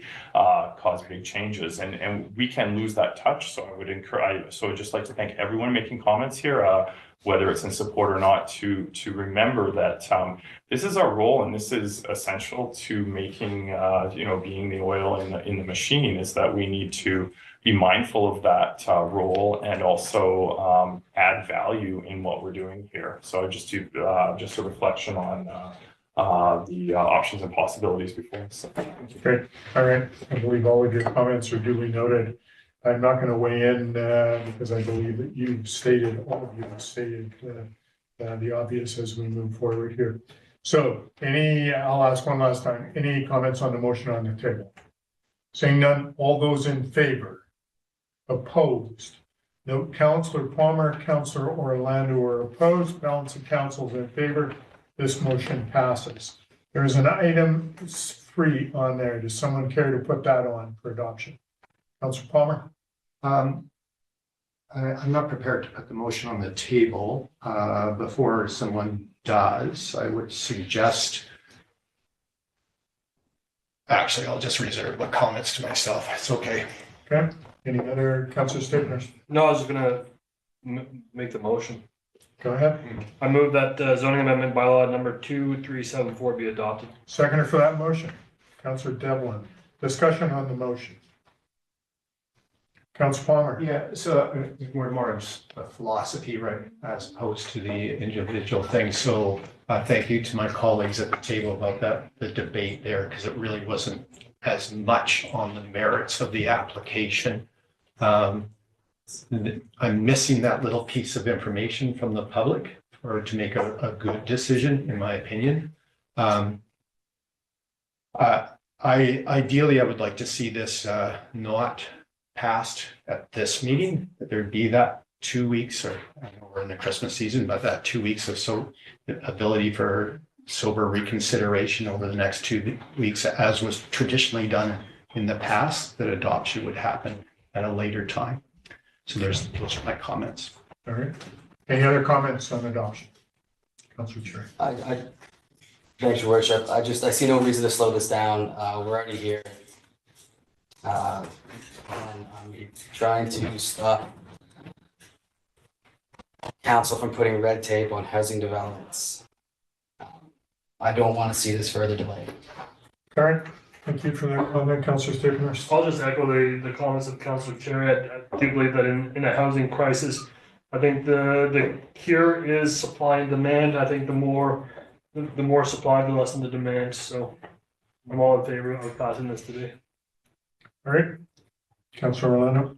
Hi, Your Worship. It was great to see the signs go up at the development, which was something that council requested or enacted this term. So I think that helps the neighbors have an idea of what's going on while they're out walking the dog or driving by. They can go take a look. Like a lot of people, I don't subscribe to the newspaper, and I think we should be putting these announcements in our email so that people are aware of what's going on around them in the community. However, we do have the signage up there. In principle, I think we lose trust when we kind of first reading to final adoption, people just feel that we're trying to do it that way. And sorry for the acidic comment here, for lack of the lack of the willingness to entertain a normal process.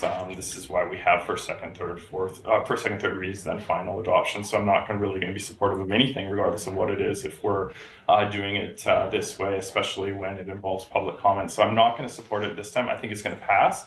So I don't think I'm going to slow anything down, but I'm trying to make a point that we still have room to assess how we're doing things and strive to be the best that we can be and to perform our duties as best we can as a council. And I think that's an ongoing conversation. Okay, appreciate that. One last time. Another comment? Yeah, just a question through to the planner. So based on your understanding at this point, now just trying to wrap my head around the implications of the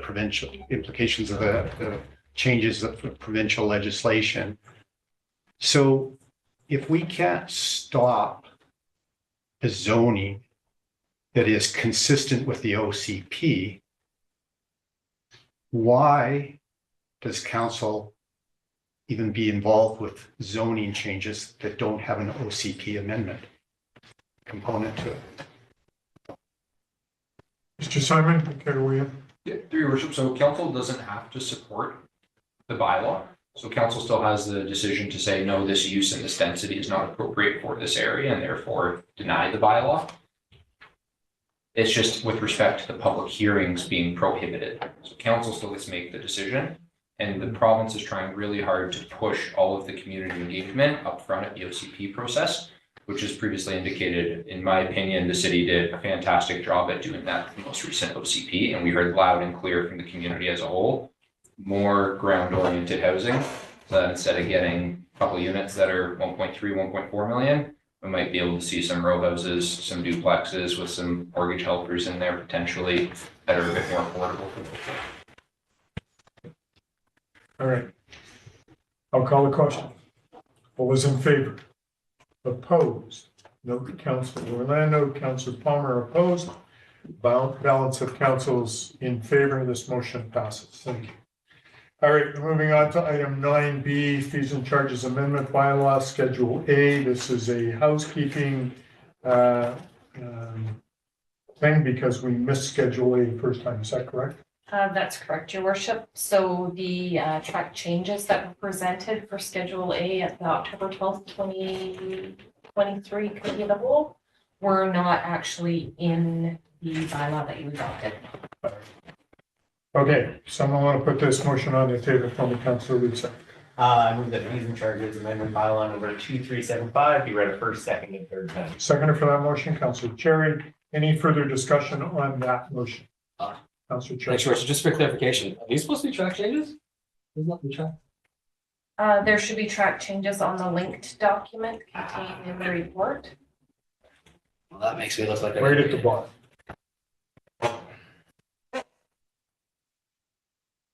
Looking at the site. That's the actual bylaw, so you need to look at the bylaw to make the readings. It's not opening. Anybody else not do that either? So page 5 of the link I got document. it. Thanks. Yeah, good. All right. Councilor Lana. Your worship, through the chair, this question of staff, there's no changes since last time we saw it? That's correct. Okay, thank you. All right. Seeing no other comments, I'll call the question. All those in favor? Motion carried. Thank you. Moving on to item C. Someone want to put that motion on the table for me, please? Councilor Orlando. Your worship, I move that the 2023 to 2027 5-year financial plan amendment bylaw number 2373 be adopted. Seconder for the motion, please. Councilor Devlin. Any discussion on that motion? Councilor Palmer, then Councilor Orlando. Could we just have a very, very, very brief explanation of what this is actually doing? Sure. Ms. Moore.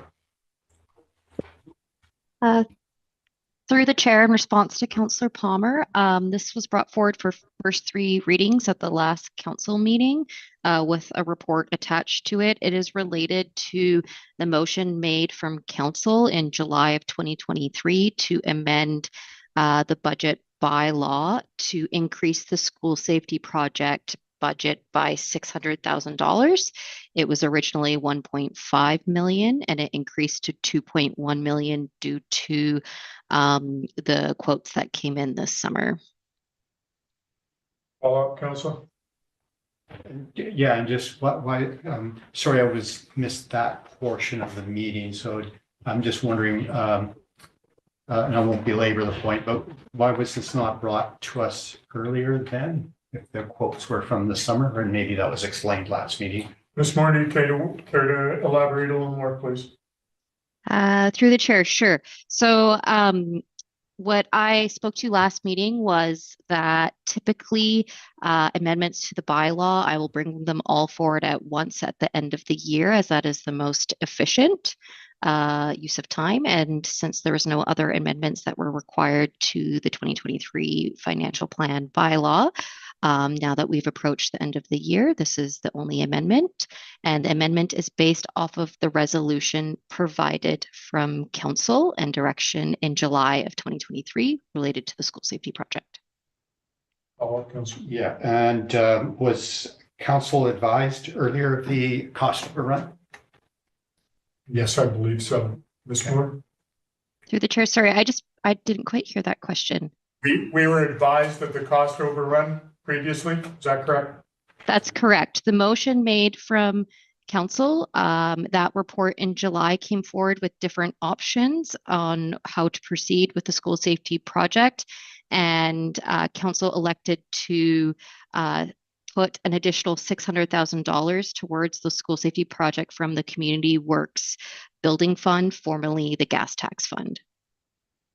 Okay, that was through resolution. Correct. Okay, thank you. All right. Any other discussion on the motion on the table? Seeing none, I'll call a question. All those in favor? Motion's carried unanimously. Thank you. Moving on to item D, bylaw offense notice bylaw. Someone want to put that on the table, Councillor Devlin? I'll move the bylaw offense notice bylaw number 2370 be adopted. Seconder for the motion, Councillor Staples. Any discussion on this motion?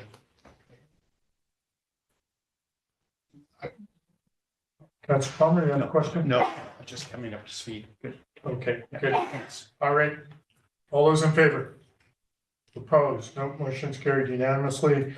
So at this point, we are at 4:45. I'm going to ask for a 10-minute break, and we'll come back momentarily. Ms. Rousseau, could you put the message up on the screen, please? And if I could have someone just mute.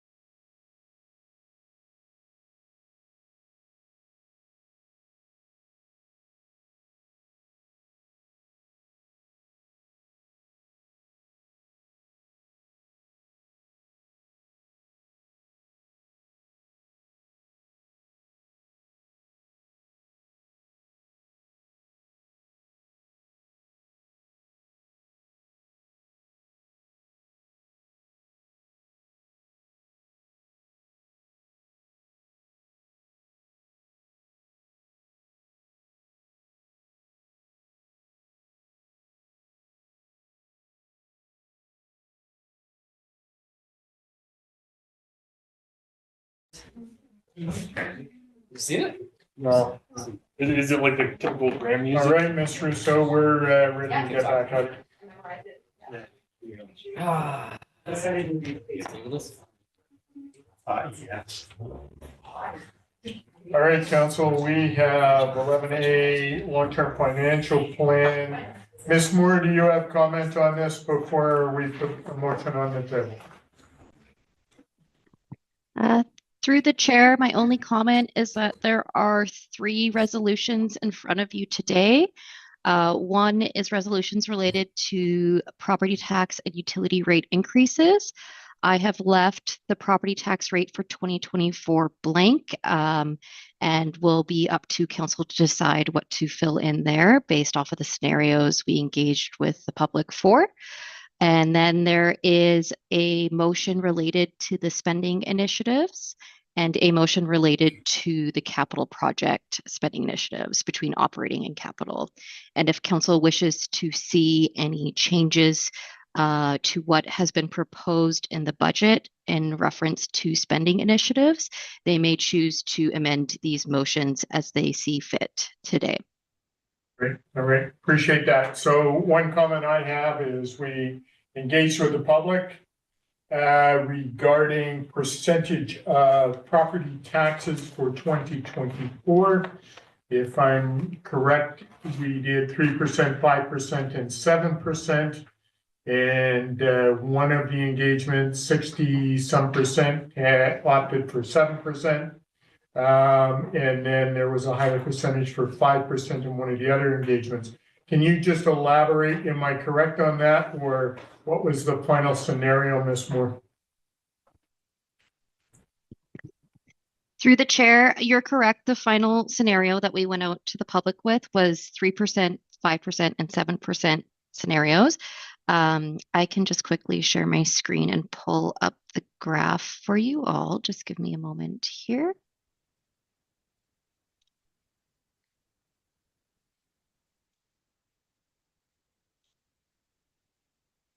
Okay, can you see my screen? Yes. Okay, so the final poll on Talk Revelstoke came out with 101 contributors. We had 65 or about 64.4% pick the 7% scenario. We had 6 people pick the 5% scenario and 30 people pick the 3% scenario. We did do a poll in the mail out, the digital mail out that goes to residents who are signed up. We've had a few responses here between the 3 and 5%. But there was only 8 responses. I did look up what would be considered a statistically representative sample for the city, and with a margin of error of 5%, it would be 368 responses. So this isn't statistically representative. However, there is significantly more engagement than last year. All right, good. Councilor Cherry. Can we just know how much engagement there was this year versus last year? Through Talk Revelstoke? Is it actually gaining some traction through the chair? Ms. Moore, comment? Yes, we are seeing more engagement through Talk Revelstoke. We had a total of 713 clicks this year, and if I pull it up, I think around a couple hundred were informed and around 100 actually engaged. Last year, I think we only had about a few hundred click on the Talk Revelstoke page. So we are seeing a bit more traction.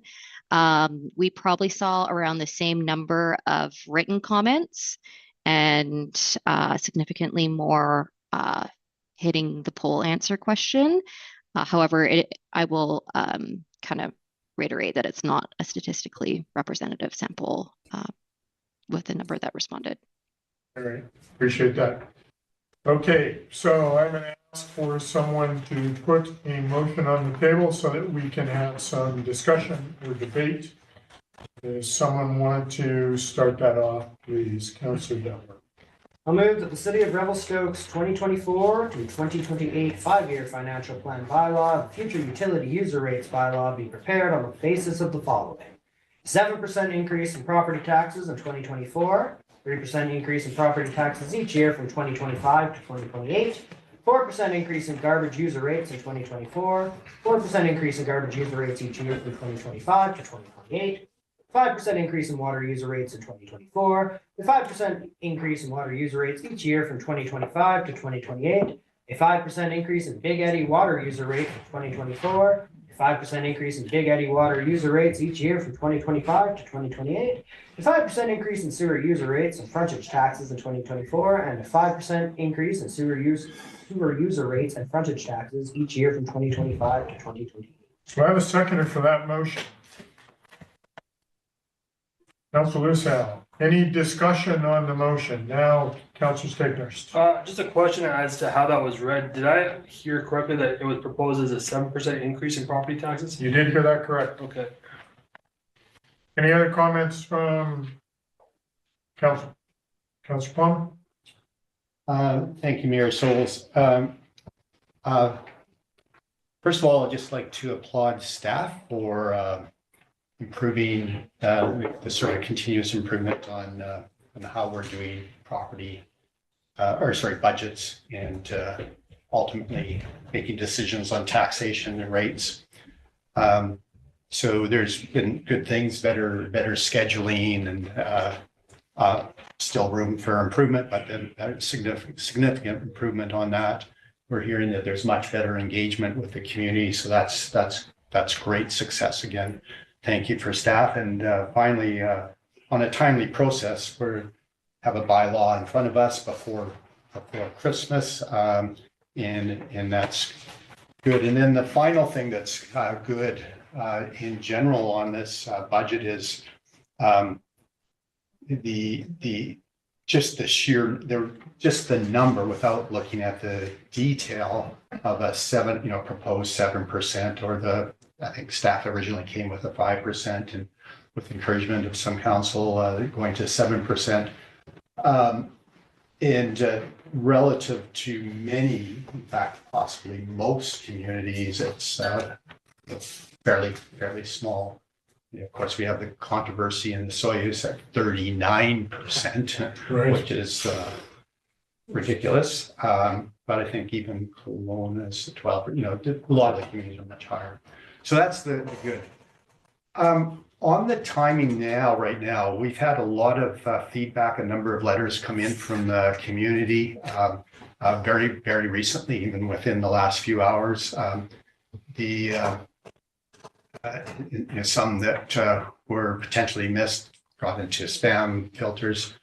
And it certainly prompted a number of questions for me. So the fundamental question I have for council is, have we had adequate time to digest the public input and make adjustments? Or is this really just sort of a typical, we'll do the public engagement, people spend a whole bunch of time doing that, and then we just go and do what we're going to do anyway? And so I think there's some very, very legitimate things in here that we need to digest. And we're already into a couple hours into the meeting. So on that basis, I won't put the motion on, a deferral motion on the table right at this moment. Listen to the debate on the motion as it is right now, but I really think we need a separate time to go over and really consider what the public has provided back to us. Okay. Any follow-up comments to Councilor Palmer? Go ahead, Councilor Dublin. Not specifically to Councilor Palmer, maybe a little bit, but just through the chair. Just for clarity's sake, I chose 7% to plug into the blank because we needed a number to put into the blank, and that was the one that had the most favorable hits. I'm not necessarily locked into 7%. I'm not pushing for 7%. It just needed a number. I could have said 39%, and then we could have adjusted from there based on the discussions at the table. But I felt like I would go for the one that had the most public engagement. So just for clarity's sake, I wasn't trying to be sneaky or push the 7%. I just needed to throw a number into that one. Okay, Councilor Palmer and Councilor. Yeah, just to respond, I appreciate that. And the one thing I didn't mention is the scenarios which was a council directive of the 3, 5, or 7, was in my mind, very much a test to the community of the tolerance for the multiplex building, essentially. Yeah. It's another one of, so anyway, that just a sort of response. And I would have liked you to have done 39%, but a little bit more spice. Would have made the news. Yeah, I don't think I need that level of spice on me right now. Maybe next year we'll talk about me proposing 40. Councillor Stephenhurst. Yeah, thank you. I think my concern is overall the lack of engagement. Like I appreciate everything that the staff has done to get the engagement. I am really concerned about the engagement that we're getting from the community. I think looking at the current financial situation, not only locally but regionally and nationally, I couldn't vote in good faith of 7%. I think there's too many families out there struggling. I think we hear daily on how there's the community support systems such as Community Futures, Community Connections, that are seeing an increase in demand in usage. And I just think there's too many families out there that are struggling to get by for me to, in good faith, vote a 7% increase, especially when it's to fund a multiplex. And that language seems to be changing constantly, whether it's a multiplex or an arena. I don't see a consistency there. And I also see that, my hopes with the multiplex would be to bring, an indoor climbing facility to Revelstoke, but it seems like the private market has already adapted to that not being present in the community, and that's going to be opening up here in the near future. So those are my comments on the 7% increase. Thank you. Okay, Councillor Cherry. Thanks, Your Worship. Just through the share to Ms. Moore. The city held a couple of public engagement sessions. Can you estimate how many people showed up to those and provided any feedback? If any feedback? For sure. Through the chair, in response to Councillor Cherry, we held 2 public engagement sessions this year on November 29th, a lunchtime session and an evening late afternoon session. If I were to estimate how many people showed up between both sessions, was probably around 40 to 50 people total. This is significantly more than what we've seen in the past at formal public hearings. If I were to do my best to summarize what I heard from the residents of the community and taxpayers, and it is tough to summarize as this may not reflect everyone's opinion, so I'll just kind of preface with that. For the most part, the feedback that I received is that they would like council to prioritize the needs versus wants of the community and to prioritize that a little bit more to keep the tax rate lower. And for the most part, residents and taxpayers understand that if they want to see a new facility or if they want certain recreation services within the community, that does translate to a higher tax rate increase. And I'll just preface, this is in general what I heard. However, obviously there's other feedback that I heard along the way. I will say, the budget can be a very difficult item to engage with the public on. It's kind of hard to pull people in and give us their opinions on it. It's quite technical in nature. A lot of people find numbers intimidating. So the fact that we're seeing increased engagement from previous years tells me that we're heading in the right direction. All of the projects have remained the same since the first 2 finance committee meetings and the special committee of the whole on Thursday, November 9th. And if we do go down the road of more engagement or digesting or more discussion around this, we are looking at a bylaw adoption likely of around March. The motions in front of you are giving myself direction of how to prepare the bylaw to bring it back to council for first 3 readings and then adoption. So if that kind of helps clarify anything for everyone around the table. Great, I appreciate that, Ms. Moore. And so I'm just going to weigh in here. So when we are talking in our conversation regarding budget over the last few months, we need 3% just to cover our expenses for the next year. Is that correct? That is correct. We need 3% to cover the core budget changes. And then if we want to see the operating spending initiatives come through as well at 0.9%. So it was 2.1% for core spending and 0.9% for operating spending initiatives. I can share my screen if council would like to see those options again. I think we've got it in the package in front of us, Ms. Moore. So I wanted to just confirm that just in the public realm as far as we need the 3%. So anything other than that would be directed to reserves and potentially for multiplex or arena or something in that regard. Is that correct? Through the chair, that is correct. Okay, thank you. Councilor Palmer and then Councilor Cherry.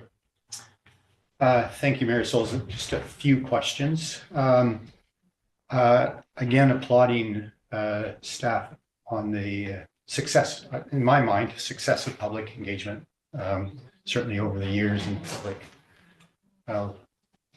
working with municipalities. The engagement's been good and cordial. The public information sessions, so we've got 40 to 50 people, and that better engagement might be reflective of an easier to read a public document, might be part, because yes, it can be very confusing. So a couple little, I guess, we heard from the Director of Finance on kind of a synopsis from her lens as to what the feedback. But just to confirm, we didn't actually have any processes at those public information sessions for people to write out, or there wasn't any kind of record of the discussion areas. I'm just making sure that I'm correct on that. That's correct. Yeah. So I attended one of them, and I talked to a number of people and heard different things, of course. And that was, interesting. So just an improvement for next year is, how do we make sure that we capture the essence of the opportunity of the essence of what's going on? And maybe that's something our communications person will work on for next year. So we're capturing that through surveys or whatever, because that might have been helpful. But my question is on the process. So indeed, we've looked at this several times, I believe, this scenario. And I believe council is very aware of what's being proposed in here. But this is the first time that we've had the formal public feedback. And so we haven't had that discussion saying, okay, what about that? So the question is, if we pass this right now, compared to not passing it right now, the opportunity for council to have a discussion at a separate time to weigh the consideration. So would it be better for staff to have this passed now with council tinkering with it later on, or would it be better to hold this, let us tinker with it, and then prepare the bylaw? So, Ms. Moore, do you want to weigh in from your perspective as the financial director regarding Councilor Palmer's comment? Through the chair, either way, it will prolong the budget process if we don't proceed with the current budget timeline, which requires council to give motions today. If that is the route that council goes down, I would prefer to know what they would like changed prior to giving staff direction to prepare a bylaw. So that we're hopefully only preparing one iteration of the bylaw to bring back to council. What I will say is if this is the direction that council wants to go in, what will fall off the plate for staff's work plan for 2024 is a budget software implementation. We're about 75% through. We still do our whole budget in Excel. And I do think this is an important priority for the city. Given that council wish to have the budget backed up and be adopted by the end of the year or early into 2024, unfortunately, I was not able to complete the implementation this past summer. This implementation was started with the previous director of finance, and we're about 75% of the way through. So that I don't mean to drop that on everyone right now, but that there is implication to prolonging the budget process in terms of staff's work plans. Okay, appreciate that. I'll let you follow up, Councillor, and then I'd like to make a statement. Yeah, so Mayor Souls, fine on the work plan. This is one of our biggest responsibilities, annual responsibilities before council is on the budget. And to me, it's very important to seriously consider the public feedback. The motion that an amending motion that I'm considering, not putting on right now, is that the motion be deferred pending a special council meeting to consider public input. Or something like that. Just a note, I believe we have there was a schedule of a committee of the whole. I think that was canceled for Thursday. That's correct. So there's an opportunity. We have it in our calendars already, so we could have a special council meeting on Thursday so that we can actually, I mean, we can go all night right now if you want. But I haven't had the opportunity to weigh all those public comments again. Some of them were last minute. Okay. Appreciate that. So where I'm at with this, we need 3% property taxes.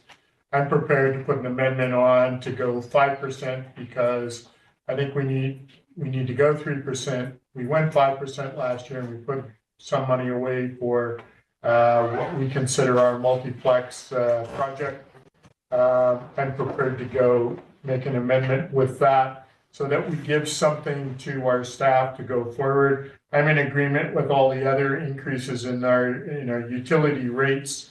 I think we've discussed that ad nauseum regarding those sorts of things and how we move forward and the need to have those just to basically meet our needs. So I'll basically say I'd like to make an amendment to change that property tax from 7% to 5% and asking for someone to second that motion and see if we can move this forward for our staff. Councillor Devlin's willing to second that motion. Now, any further discussion on that? Will council feel comfortable in giving that to our staff to go back to prepare a bylaw? And if we feel we need to discuss that further, we can do that early in the new year and go from there. So comments around the table. Councillor Staples. Thank you, Your Worship. I just wanted to acknowledge your amendment to the motion, and I appreciate you making that. And I'm sitting on the fence, weighing in on how I feel about the 5%. I think it's a lot more reasonable than 7% as initially proposed. And yeah, I'm looking forward to hearing what the rest of the council has to say. So I went with 5% because I believe that's what we did last year. Is that correct, Ms. Moore? To the chair, that's correct. All right, good. Other comments around the table? Councillor Cherry. Thanks, Your Worship. I just wanted to weigh in here. When I ran against Councillor Palmer in the by-election, as well as when I ran the last election against all of you, I was very conscious about tax rate increases unless there was a specific use. Right. The difference between the 5 and the 7% is about annually $300K a year going into that redevelopment fund for the arena or what might be the multiplex. I think we've had, unfortunately, a robust amount of public feedback for the Revelstoke community on this, with a number of comments here, which all of which I've read today, and as they've been coming in. I personally would push for the 7%, as I think that, I don't think we can keep passing the buck on what's going on with that rink. There's a number of user groups that are affected, including the next generation. That's my personal opinion. I understand that not everybody's going to hold that. I just wanted to get that in. Good. Appreciate that. Councillor Orlando. Your worship, thank you. I have a question for staff, but just a few comments first. First of all, I'd like to compliment Director Moore in the process she's run, in the presentations that she's put together, as well as one thing I just want to point out that I really do appreciate is your way of addressing and answering questions. It's really great. It's very helpful, and I find it very productive. So thank you for that. Secondly, I have reviewed all the comments that people sent in and were included in the package, as well as a couple that were came in at the last minute here today. So I wanted to do that to acknowledge that I have seen everything that people did and incorporated every feedback that we've received formally, including on Talk Revelstoke. Another thing that a direction I'd like to go in, that we have a hint of it a little bit, is sort of data collection. So in the Talk Revelstoke attachment that shows some of the specifics on how many people engaged, how many people showed up and what they did, what their level of engagement was. That's helpful. And I think the future is building more and more for data-informed decisions. But I do want to acknowledge as well what Director Moore said, in that the level of engagement that we did receive through an anonymous click one button thing was statistically irrelevant.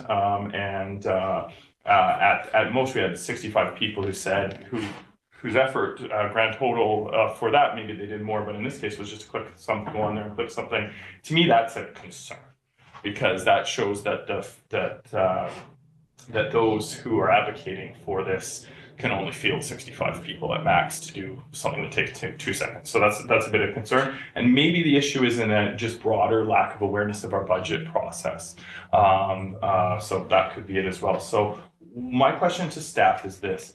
Looking at a 5% scenario as is amended there versus a 3% scenario, what is the difference in allocation to the arena project? Because the difference between 3 and 5 is just 100% of that extra difference between the two will go to the arena project, nothing else.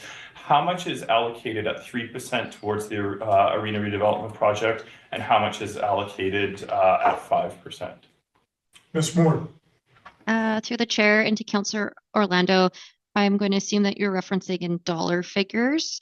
So with the 3%, $0, $0 new dollars will be added to the transfer to the Arena Redevelopment Reserve. And at 5%, it would be $290,000 annually in perpetuity will be transferred to the Arena Redevelopment Reserve. And that was my original recommendation to Council on the November 9th Committee of the Whole meeting. And the Councillor Orlando, follow up. And the 7%. And the 7%, pardon me. 7%, sorry, 1 second. Would be $580,000 annually in increased transfers to the Arena Redevelopment Reserve. Councillor Orlando. Your worship, just for clarification on the 3% figure, you said it was 0 new, but is there existing allocation that carries through from the previous budget? So that is new to this, but not new in the sense of a new additional allocation, but is automatically allocated through this process. Correct. The increase from last year is continuing as an allocation each year. So it was about just shy of $400,000. So each year, about $400,000 is being transferred to the Arena Redevelopment Reserve. And after 10 years, that equates to about $4 million, if that helps provide context. Mm-hmm. It does. Thank you very much. Councillor Chair. Yeah, just to follow up on Councilor Orlando's question statement. I think you made a mistake. You said there's about 65 clicks. I think it was over 100. It was 65 just in favor of the 7%. Yeah, that's what I'm saying. 65 in favor of the 7%, which is well below any statistically relevant threshold, and a grand total of the people who could be tasked to go online and click that thing. So to me, it doesn't show that maybe we've made people aware that this is the central question behind 3, 5, or 7%, or that perhaps there are not a lot of people who actually support that. I don't know. We haven't collected the data on that, but those are conjecture at this point. I'll have Councillor Cherry, then Councillor. Yeah, just curious if you have any follow-ups or any suggestions to increase engagement. Because we're on, budget cycle 2 here. It's gone up, but if we're gonna have this option on top Revelstoke, I don't think it should be ignored by council. Through the chair, in response, I did talk to Director Moore and expressed that it is challenging. It's challenging to get people to engage in this. We have never had great engagement in this process. The city has never had great engagement, and that moving forward, now that we have a communication staff member who can help with these processes, help with marketing, and undertake the fundamentals of a marketing process, which includes setting a target and then measuring your target, analyzing what you did, and then coming back, we can improve that. However, I will state my belief that there is a limited market out there for people who want to sit down, absorb dozens and dozens of pages of complex financial documents, and then provide feedback for it. That's what people elect us to do. Correct. Yeah. Okay, thank you for that. Councillor Devlin? Through the chair, just kind of echoing a little bit of this. As everybody would like to see more engagement from the community. We all would. Staff has done a great job in pushing. It is moving up slightly. My general comment to this is I hesitate to get involved in these conversations about whether or not it's a statistical slice of the pie. I understand it's not. It's not a big enough number to draw from, but it is what we get. We can't force people to engage, and we have a lot of conversations I found around the table where we say, well, it's not enough engagement, so it doesn't count. It is the metric we have. If more people would engage, I would certainly welcome that. But until they do, it's the metric we have to go by, and to say that because it's not enough people, it's not enough of a metric is kind of then why bother engaging at all? Because this is the most engagement we've got.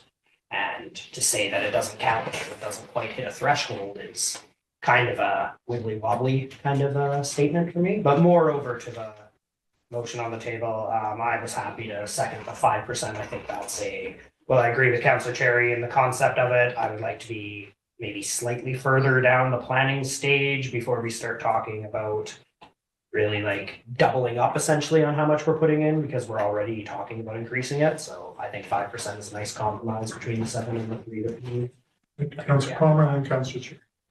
Thank you. Yeah, speaking to the motion, so basically the debate is 5% versus 7% on the amending, and Correct. I might have a little bit more to say about the engagement if we get past this amending motion. I concur on that item alone. I concur with Councillor Cherry that the 7% is, based on the knowledge I have on public feedback at this point, is more appropriate. And with a caveat, again, agreeing with Councillor Stapenhurst, this term arena, if we're talking arena, I'm opposed to it. If we're talking multiplex that's serving the greater community, and I think we need to get that nailed down because we're talking 2 different animals. But based on what's there right now and the intent, I concur with Councillor Cherry, keep it at the 7%. There's been quite a bit of engagement outside of this process, and there wasn't a major outcry. And having said that, it's at the end of the day, whether it's 5 or 7%, this is just preparing the bylaw. We'll have an opportunity to tinker later on. Correct. All right, Councillor Cherry. Thanks, Worship.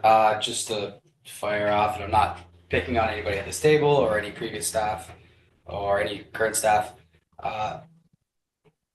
We wouldn't have to see such a large increase to fund the arena redevelopment or the multiplex redevelopment plan if money had been put away through previous years for this. Report came out, I believe, in 2013, over 10 years ago, about the shape of it. It was a big red flag. It wasn't until last year that it started being a project that was funded. That is why, and with the public engagement, why I'm pushing for the extra funding to go into this. Good. Comment made. Any other comments on the motion on the table? So on the amending motion, I'd say call the question on it because it's kind of. Yeah. Okay, I'll just go to Councilor Orlando one last time and then I'm going to call the question. Yeah, I guess to Your Worship, to continue the conversation on a couple points. Number one, some of the reports that were included on the engagement process this time around for the multiplex complex were commissioned, I believe, in 2016, 2017-ish by council, and were attached and showed the need and the costs that were going there, and were available moving forward. And those documents as well, I'm not sure that I saw a lot of people engage them, point to future use and usership as well. So those were available to be a springboard for funding in the interim. To address Councillor Devlin's comment about statistics and how they impact in the real world and what to base them on. I know a couple council meetings ago, a few meetings ago, we were talking about a specific example of a referendum that failed, and that was in Penticton, where they have a very old aquatic center and it needs to be replaced. And just going on a news report here from the newspaper there, in 2020, this was just recently, it failed a few months ago, and we will have to, and we, by this resolution of council, we have done committed to a referendum on this process. So they did a survey. They hired an outside consultant, as we did, and they did a survey, which was 2 surveys, and they showed that 83% of respondents strongly supported replacing the existing facility. Now, when it came to the legally mandated referendum that the province requires you to do in one form or another, that failed with 2,700 opposed and 1,900 in favor. So it was the opposite. So the validity of the data that you're collecting is very relevant in the sense that you can think the wrong thing. Now, my concern is always this. I want the multiplex project, I'm going to say this many times as I can, to be a success. I really, truly want that. But what I don't want is for us to get $1 million or $2 million into this, take it to the voters, and they reject it, and we have to start again. So that's why I'm keeping a laser focus on the data that is available to me in the meantime. And I will also say I'm speaking to a 5% or versus a 3%. Definitely not supporting 7%. The people in the community can't afford that this now. Okay. Number 2, I don't know how developed we are along in this process. The majority of the funding is going to come through borrowing, unfortunately, as well as any other funding we can find from other parties. If anyone has any information on that, I think now's the time to share that. But I will just say to council, last year I put the current allocation of $400,000 on the table and embedded that into the budget because I know we need to get started in order to attract other funding here. As I've said before in this process, my concern is that we are not taking the necessary steps to develop a capital project. I've developed lots of capital rec projects here, and what we are lacking, what I'm seeing is everyone loves hockey, everyone loves going down to the arena. But if you would say, hey, you can pay $7,500, $10,000, $20,000, you can put $750 on your tax bill every year for the next 30 years to support this project, that's a different question, okay? So that is what I'm concerned about at this point. I'm happy to continue the conversation at 5%. I will say I'm not going to support 7% because I don't think we have the pieces in place yet at this point. So. Ms. Moore, your comment, and then I'm going to call a question on the amending motion. Through the chair, I just want to provide a bit of clarity and reference that the RETA next steps are meant to bring concept plans to the community where they can get a very good understanding of if you want a facility with X, Y, and Z in it, this is how much it will impact you from a financial standpoint with tax dollars. So that is my understanding of the intention of the next steps, which is a capital project on the spending initiative list there. So just to provide any clarity around that. Appreciate that. Thank you. All right, so I'm going to call a question on this. I've amended the motion to go 5% increase on property taxes for 2024, and the other ones is in the package to stay the same. All those in favor? Point of order, just for clarity, it's just on the amending motion, just to put it at 5, not whether we're That's supporting correct. it, to put it at 5. Yes. Yep. 5% is the amending motion. All those in favor? So opposed. Note that Councillor Lucille, Councillor Cherry, Councillor Palmer are opposed. Balance of council is in favor. That's on the amending motion. Now, Councillor Palmer. Yeah, good. I move that this motion be deferred pending a special council meeting to consider public input. Is there a seconder for that motion? Motion died. Oh, I'll also get a point of discussion just to hear Councilor. okay, good. I think that's- Councillor Armando seconded that. Yeah, so I'll speak to the motion if I may. We've had a lot of dialogue and we can start to go into garbage bins and, Yep. all these other things. There's some relevant comments that I think are very, very good that have been received from the public. And, with, a fairly big agenda and having this here, I would like more time to digest the topic. So that's the intent. I think we could do this on Thursday, quite frankly, and drill into the details. With the failure of that amending motion, then probably we're going to have that direction go to staff, and I think we can have that conversation later on. Okay, any other, no more comments when we do deferral, correct? We can debate, okay. Any other comments from council regarding deferring this motion? Councillor Chair. Yes, Your Worship. I feel that we should stay on the timeline that's been presented to us that we've been working with all year. I do understand Councillor Palmer's reasoning for bringing this forward, but I don't think we need to defer this, that we can consider what's been sent to us ongoing. So just, Ms. Moore, just for clarification, if we give you, we basically give you the rights to go ahead to prepare a bylaw, it's still gonna come back to council for us to have robust discussion on that, and we still can amend if we need to, whether that be 7% or 5% or 3% or 5%. Is that correct? Through the chair, it's correct that it comes back to council for first 3 readings and then adoption. However, at that point, we want to be confident in the bylaw that we are doing the first 3 readings for and adoption. So the robust discussion in the timeline is meant to happen on the first 2 finance committee meetings, the November 9th committee of the whole, and then today. All right. Okay. Other comments from council?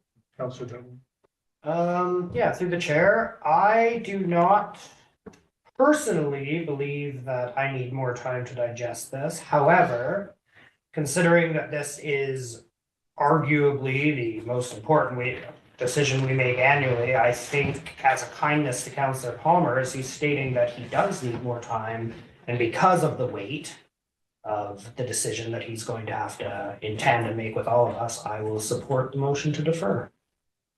Okay. Other councillors' comments? Councillor Orlando. Just a quick question. The amending motion to take it to 5, did that pass or fail? Passed. Passed, okay, sorry, thank you. No, no comment at this point. Any other comments on the deferral? Okay, Councilor Leonard. Yeah, thanks, Council Palmer for bringing it up, but I prefer moving along. I'd really like to front load the comment section. I just want to say I have listened to the comments that, or read the comments that came from the public. I am taking onboarding them. You know, I would like to respond to some of them, and I have that opportunity to by email or reaching out to the people. For example, on the garbage bins, the bare bins, you know, part of this is the financial justification for this is number one, bear safety, but number two, the regional district is going to be jacking up the tipping fees for non-sorted garbage, and it makes financial sense to sort the garbage, and we need the one truck that does all of the above. So it's and we're also attracting funding from the outside. Other people picked on the CRM software. It's a small cost, and it's going to save us a ton of money. It's going to make us way better at what we do, way faster and more efficient. There were several other comments that were similar on that, where I do just I've been through this, and I feel that you know, maybe if they had the benefit of talking to me about it, they'd know it. But I just, you know, I have listened to the comments that people have made, and there's a lot of other things where maybe if we can consideration for next year, you ought to do this, you should do that, and that's something we can think about it on board and advance going forward. I would prefer to. However, I think Director Moore has provided us good opportunity to provide our comments up front, and I feel I've taken advantage of them, and I think we save time and money and get stuff done when we're not passing our budget at the last minute before construction season in spring. So.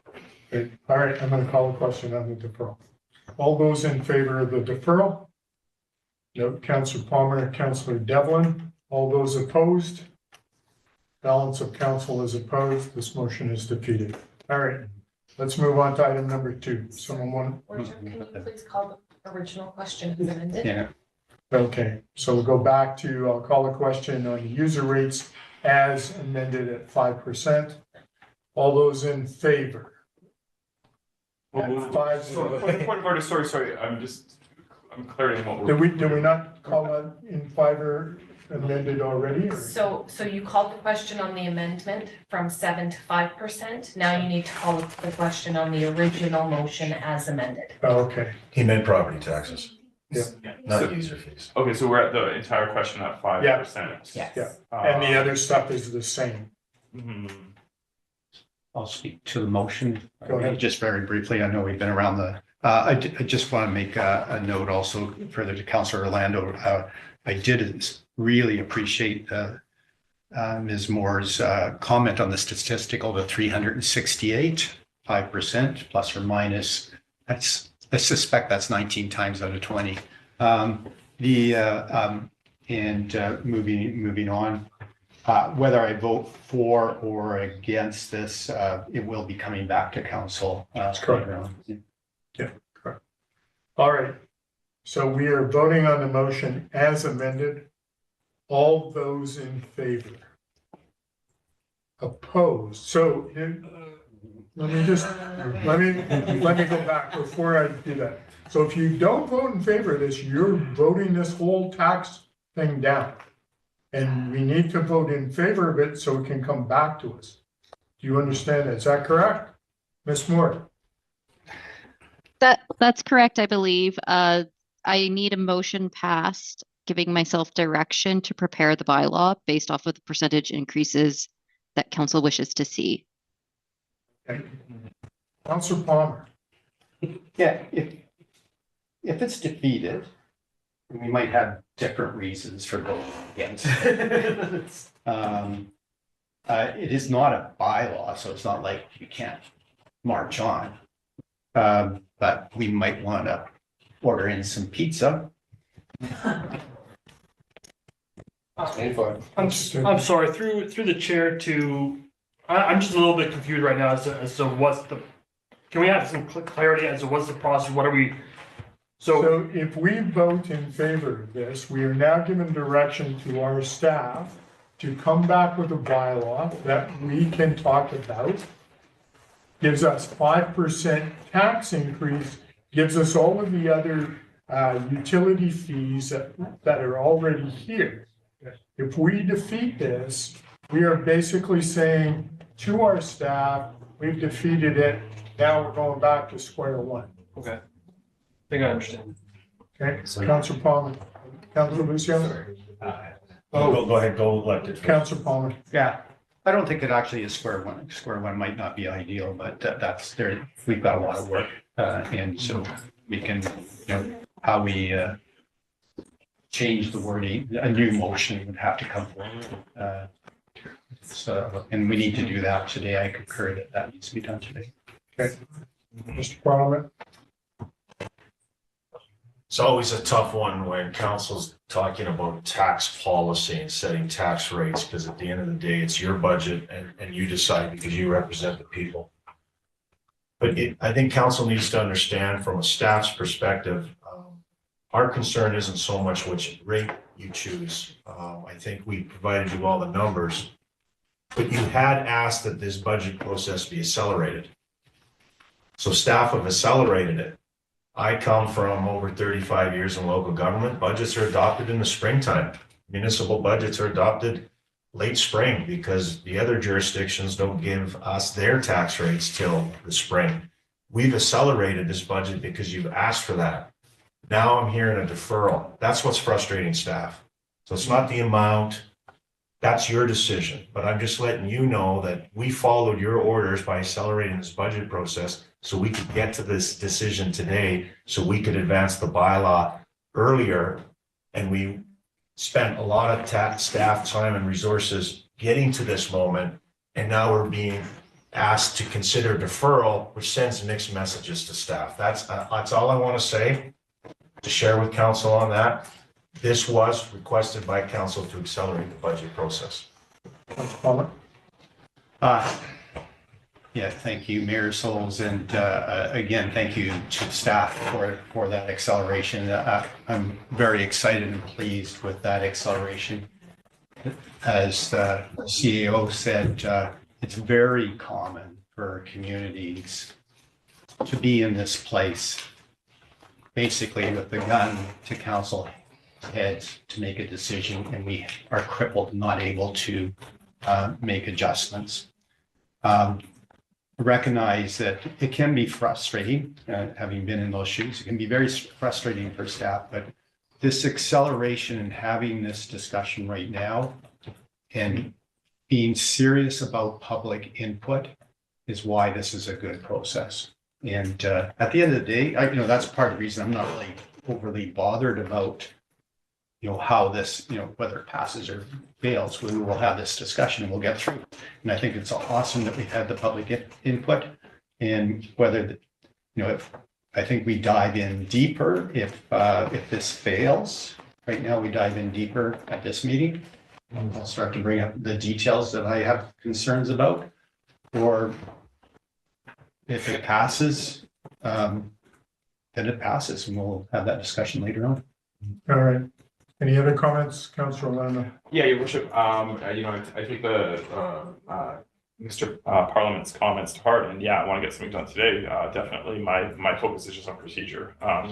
When me going, whoa, asking the director of corporate admin, what are we doing here? Because I just wasn't. It was going a little quickly. I wasn't sure if we were passing the whole thing, and I'm trying not to jump out and be the first person to talk. As much as I can, and I feel that I get sort of punished a bit, and that it gets cut off if you don't jump in there and show. So my point is this is right now at 5%, I believe the total allocation in the fund would be at $1,090,000. If this were passed at 5%, that includes 400,000 from last year, 400,000 for this year, and an extra 290,000 with at 5%, and that's a lot of funding to play with to look at next steps for the arena project, of which there's no guarantees on that spending. And I'm seeking clarification if that's correct. And I would, again, even consider amending motion to bring it down to 4%. We're heading into, recession times. We see the numbers of people struggling to make ends meet here in this community. And 100% of this extra funding is going, of this discussion today is how much we're spending on a marina project. And my message last year was we need to get some money in the kitty to get going on this project in order to show people we're serious. My message this year is we haven't got it that far yet. So for example, we started a discussion on what would be the constituency of the committee to look at developing it. And that that did not pass. And then I've not seen anything since then, and I don't really know what's going on with that, you know, that's concerning to me. So I'm happy to try shoot for 4%, and I'm seeking confirmation from the director through the chair if possible on what the grand total would be at 5% currently. Ms. Moore, comment on that 5%. Through the chair, just give me a second here.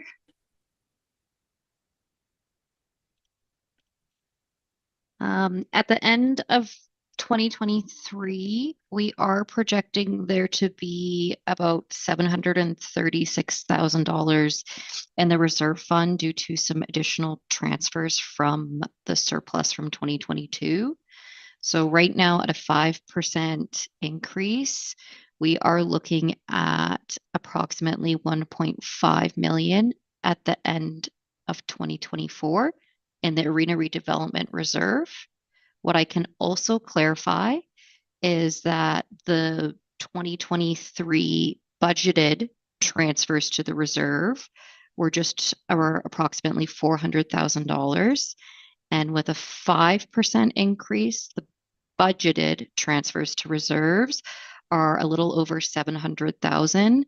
So that is giving us a grand total of about 1.1 million in budgeted transfers to reserve. So keep in mind that surplus was transferred at the end of 2022, and there's also interest accumulating on reserve balances.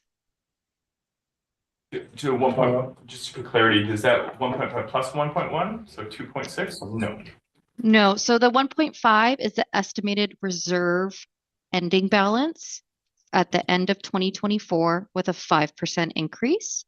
Okay. This includes other factors like surpluses that are non-budgeted being transferred to the reserve and interest accumulated on reserve balances. Councilor Cherry. Yeah, I just want to thank Shannon for that clarification. You know, by my estimate, then at the end of the year, we'll have enough money to build 2 washrooms instead of an arena. For the cost of what Woodenhead washroom was. As long as they're forced. Yeah. You know, just so everyone is aware, we're talking about between the 5 and 7%. We're talking about a $41 average per house change in taxes. Drop that down to 4% is a $20 drop in property taxes for the average house. Just want to make sure we're on the same page. There isn't an amending motion on the table. No, right now, it's, is there? you know, the amended motion is at 5%. That's what we were going to vote on. All right, so seeing no further discussion on the motion on the table, 5% for increase in property taxes, and then all the other taxes and fees are as in the package. Just for clarification, I thought I heard from Councillor Orlando that he was possibly going to be putting another amending motion on the table. Yeah, I'd be willing to table an amending motion for 4%. Is there a seconder for that? Councillor Sleep. Now, debate on 4%. Councillor Orlando. I think we can get support at the table today for 4% and move forward. Councillor Palmer. I'm opposed. I mean, we're sort of kicking this percentage of this ambiguous number without actually looking at detail where we could actually save some tax dollars in the budget as provided by the feedback. So I'll be opposed to this. I think we do need to move on one way or another. I agree. I'm opposed. I'm going to stay at 5% at this point. Any other comments from council regarding the amended motion? Seeing none, I'll call a question. Those who are in favor of 4%, raise your hand. Note Councillor Stapenhurst, Councillor Orlando in favor. If you are opposed, raise your hand. Note balance of council is opposed. Motion is defeated. One question on the table. No, sorry, just trying to. Saw me loading the gun. Okay, going back to, some guys like to yank my chain and then there's council coming. Going back to the motion on the table at 5% property taxes, balances in the package. All those in favor? Opposed? Note Councillor Palmer, Councillor Orlando are opposed. Councillor Stapehurst, opposed or in favor? I'm sorry, I'm in favor of the 5%. Okay. That has passed at 5%. Thank you to staff. Thank you. They'll talk about it. Councillor Cherry, you have a comment? No, I was just gonna put the next one on the table here, Have keep at us it. going. I move that the following new operating spending initiatives be included in the city's budget and related financial plan bylaw. Second for the motion, Councillor Lucero. Any discussion on this motion? I think we've discussed this at some length, Councillor Palmer. Yeah, hopefully we don't belabor this too much. On the same theme that I've been before, those new spending, we've had which one? This one here. Yeah.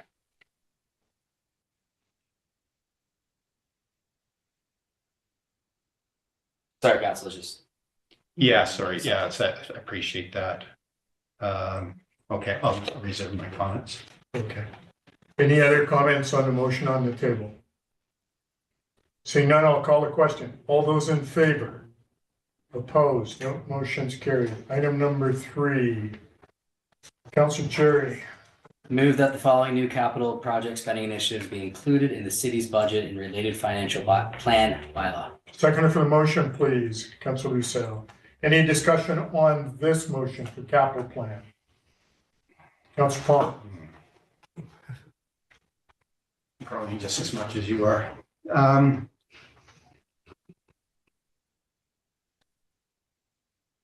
So we have received public input, and I think based on where we've been so far, I continue to have the same problems of seriously considering the public feedback on particular line items that are in here. So that continues to be a concern to me. That's about it. Okay. Any other comments? Seeing no further comment, I'll call the question. All those in favor? Opposed? Note Councillor Palmer is opposed. Balance of councils in favor. Thank you. Appreciate your time. Thank you, Ms. Moore. Moving on to item B, 2024 meeting dates. Someone want to put that motion on the table? Councillor Cherry. Move that the schedule of regular council meetings, committee of the whole, committee and commission meeting dates for 2024 be approved, and that notice in accordance with the community charter be provided to the public. Second for the motion, Councillor Lucero. Any further discussion on that motion? Seeing none, I'll call the question. All those in favor? Opposed? No, motion's carried. Thank you. Moving on to annual residential utility billing. Does someone want to put that motion on the table? Councillor Tickner. I move that the Director of Finance be authorized to remove the annual residential utility billing from the property tax notice to a separate invoice due April 30th of the calendar year of the services are received, and that residents are provided up to 30 days notice of such invoice, and that the penalty for late payment for residential utility fees and charges is 10% equivalent to the property tax penalty. Seconder for the motion, please. Councillor Cherry. Further discussion on this motion. Councillor Cherry. Thanks, Your Worship. I believe we're one of the few communities in the country that actually haven't done this yet. I'm happy to see that we are moving into it. I think it'll give a lot of clarity to the community members about their taxes versus the utility bills. I agree. All right, any other comments? Seeing none, all those in favor? It's passed unanimously. Thank you. So Mayor Souls, if I may, just out of courtesy, just going back to the meeting dates, I won't bring it up right now, but we were fatigued, or we are fatigued. And there has been a number of concerns expressed regarding the timing of things and confusion around the council meetings committee of the whole, what that looks like, and in particular, the cancellation of meetings. But we can have that discussion at a later date. Thank you. Thanks for the comment. Item E, housing action plan implementation. So someone want to put the motion on the table, please? You, Mr. Simon, do you want to make comment on this first? To your worship, I think we skipped item D, the complete community scope. Oh, thank you. I appreciate that. All right, let's go back to D. Councilor Luciano. I move that the submission of a grant application to the Union of BC Municipalities for the Complete Communities Program be endorsed. Seconder for the motion, Councilor Cherry. Discussion on this motion. Is there a presentation by chance, Your Worship? Or Mr. any- Simon? Through your worship, no presentation, but happy to speak to the item if council has questions. But in a nutshell, we are looking for council's endorsement to apply for $150,000 to support some of the ongoing work that we're doing in development services with respect to mapping out some of our areas that are quite walkable, improving our GIS system that will help inform zoning as well as OCP amendments, particularly those that are required under the new provincial legislation. So more money to add capacity. Great, appreciate that. Councilor Cherry. Thanks, Your Worship. I just want to let everyone know that I am wildly in favor of this not being footed by the taxpayers. Yeah, absolutely. Any other comments or questions from council? Seeing none, all those in favor? Motion's carried unanimously. Item number 2. Councilor Luciano. I move that council support the city of Revelstoke utilizing the grant and providing overall grant management if the funding application is successful. Seconder for that motion, Councilor Cherry. Any further discussion on that motion? Seeing none, bless you. All those in favor? Motion's carried. Thank you. Now we'll go on to the housing action plan. Now, I'll ask if there's anything, Councilor Orlando, do you want to put that motion on the table? Sure. I move that no immediate amendments be undertaken to the housing action plan and staff be directed to prepare a follow-up implementation report at the end of 2024. Seconder for the motion, Councilor Cherry. Any further discussion on this motion? Councilor Orlando. Yeah, so this is a housekeeping process. One thing I would point out to anyone who is interested in the housing file is to review this document and other documents contained in this agenda. There are, in fact, hundreds of updates or many updates on the many facets of action the city is taking on the housing file. So it's would be very informative if you're researching what we are doing to take a look at the agenda and read the attachments and find out, but we've got a long agenda go today, so I'm not going to get into it. Great. Any other comments? Seeing none, all those in favor? Opposed? No, motion's carried. Moving on to item G, official community plan implementation. Councilor Stickers. I move that no immediate amendments be undertaken for the official community plan and staff be directed to prepare a follow-up implementation report at the end of 2024. Seconder for the motion, please. Councilor Devlin, any further discussion on this motion? Councilor Cherry, Councilor Orlando. I was just hoping we can get a quick overview for the community that may be interested, since we seem to reference OCP numerously throughout the year. Mr. Simon, comment? Through your worship, definitely we'll leave it at the discretion of council. We do have a presentation that was included in the agenda package. I know that it's a long agenda, so staff by no means have to give the presentation. I also happy to give a summary of it if you want. It's not very long, but we also do have a couple of the focus group members that were part of the OCP process that was adopted under the previous council that are in attendance today, and a couple others that wanted to attend, just to show some continuity that the community is really wanting to see this plan implemented and it be followed, given that there was a successful engagement process. Councilor Cherry. Yeah, Your Worship. Sorry, everybody. I'd love to see the presentation. Councilor Palmer's can echo that. Councilor Stickers. I just wanted to, I'm happy to see the presentation. I thought it was really interesting, especially in 2021, 2022, the average annual growth of Revelstoke actually decreased. And I'm wondering, I just had a discussion about the budget and taxes. Yeah. Stealing my thunder. There you go. Directing it. Thank you, Your Worship. Thank you, Council. Do you want to know we have Tina and Caroline here? Caroline is picking up this project from continuing to implement the OCP from previous executive director of the chamber that was working on it. And everyone knows Sheila. Sheila has done substantial work and was part of the policy teams as well as the OCP focus group and co-chair of the focus group, which was excellent. So the whole purpose of this report, and you guys will see a report every single year now, one of the biggest complaints we got when we were doing the OCP process from the community through 2019 to 2022 was, we did this before, it sat on a shelf and nothing happened. And we don't want that to happen again. So it's really important that we continue to report out to council and the community on the status. I know sometimes planning likes to really talk a lot about this bylaw, but it is our biggest bylaw in the city. It is the bylaw that every other bylaw we adopt, including the financial bylaw, needs to be aligned with. So it's very important that we are implementing this plan to its fullest. So I don't have a long presentation. You guys have dozens of pages of attachments in there with a whole whack of data. So we'll give you a nice summary, a little bit of background on what the implementation report is, some targets that the OCP contains, looking at some of the data that Councillor Staples was referring to earlier, and a high-level overview of the status of the many, specifically 113 actions that are included in the OCP. So the previous council adopted this OCP on July 26, 2022. There's some general targets in there to indicate the well-being of the community and how close we are to achieving the general community vision with respect to population growth, housing composition, environment, economy, and urban growth. The OCP also includes 113 actions that will help implement some of the policies that are in there, as well as achieve the community objectives that were identified through the OCP crafting process. And again, the intent of this report is to give an update on the status of these targets, as well as the actions as contained in the OCP. There's a nice little graphic in there, and it's really intended to show that the OCP is a living document. Council wants to direct changes, then we go through an OCP amendment process, which involves substantial community engagement. So to go over the 5 targets in the OCP, first one is over the next 20 years, we're anticipating a population growth on average of 1.5% each year.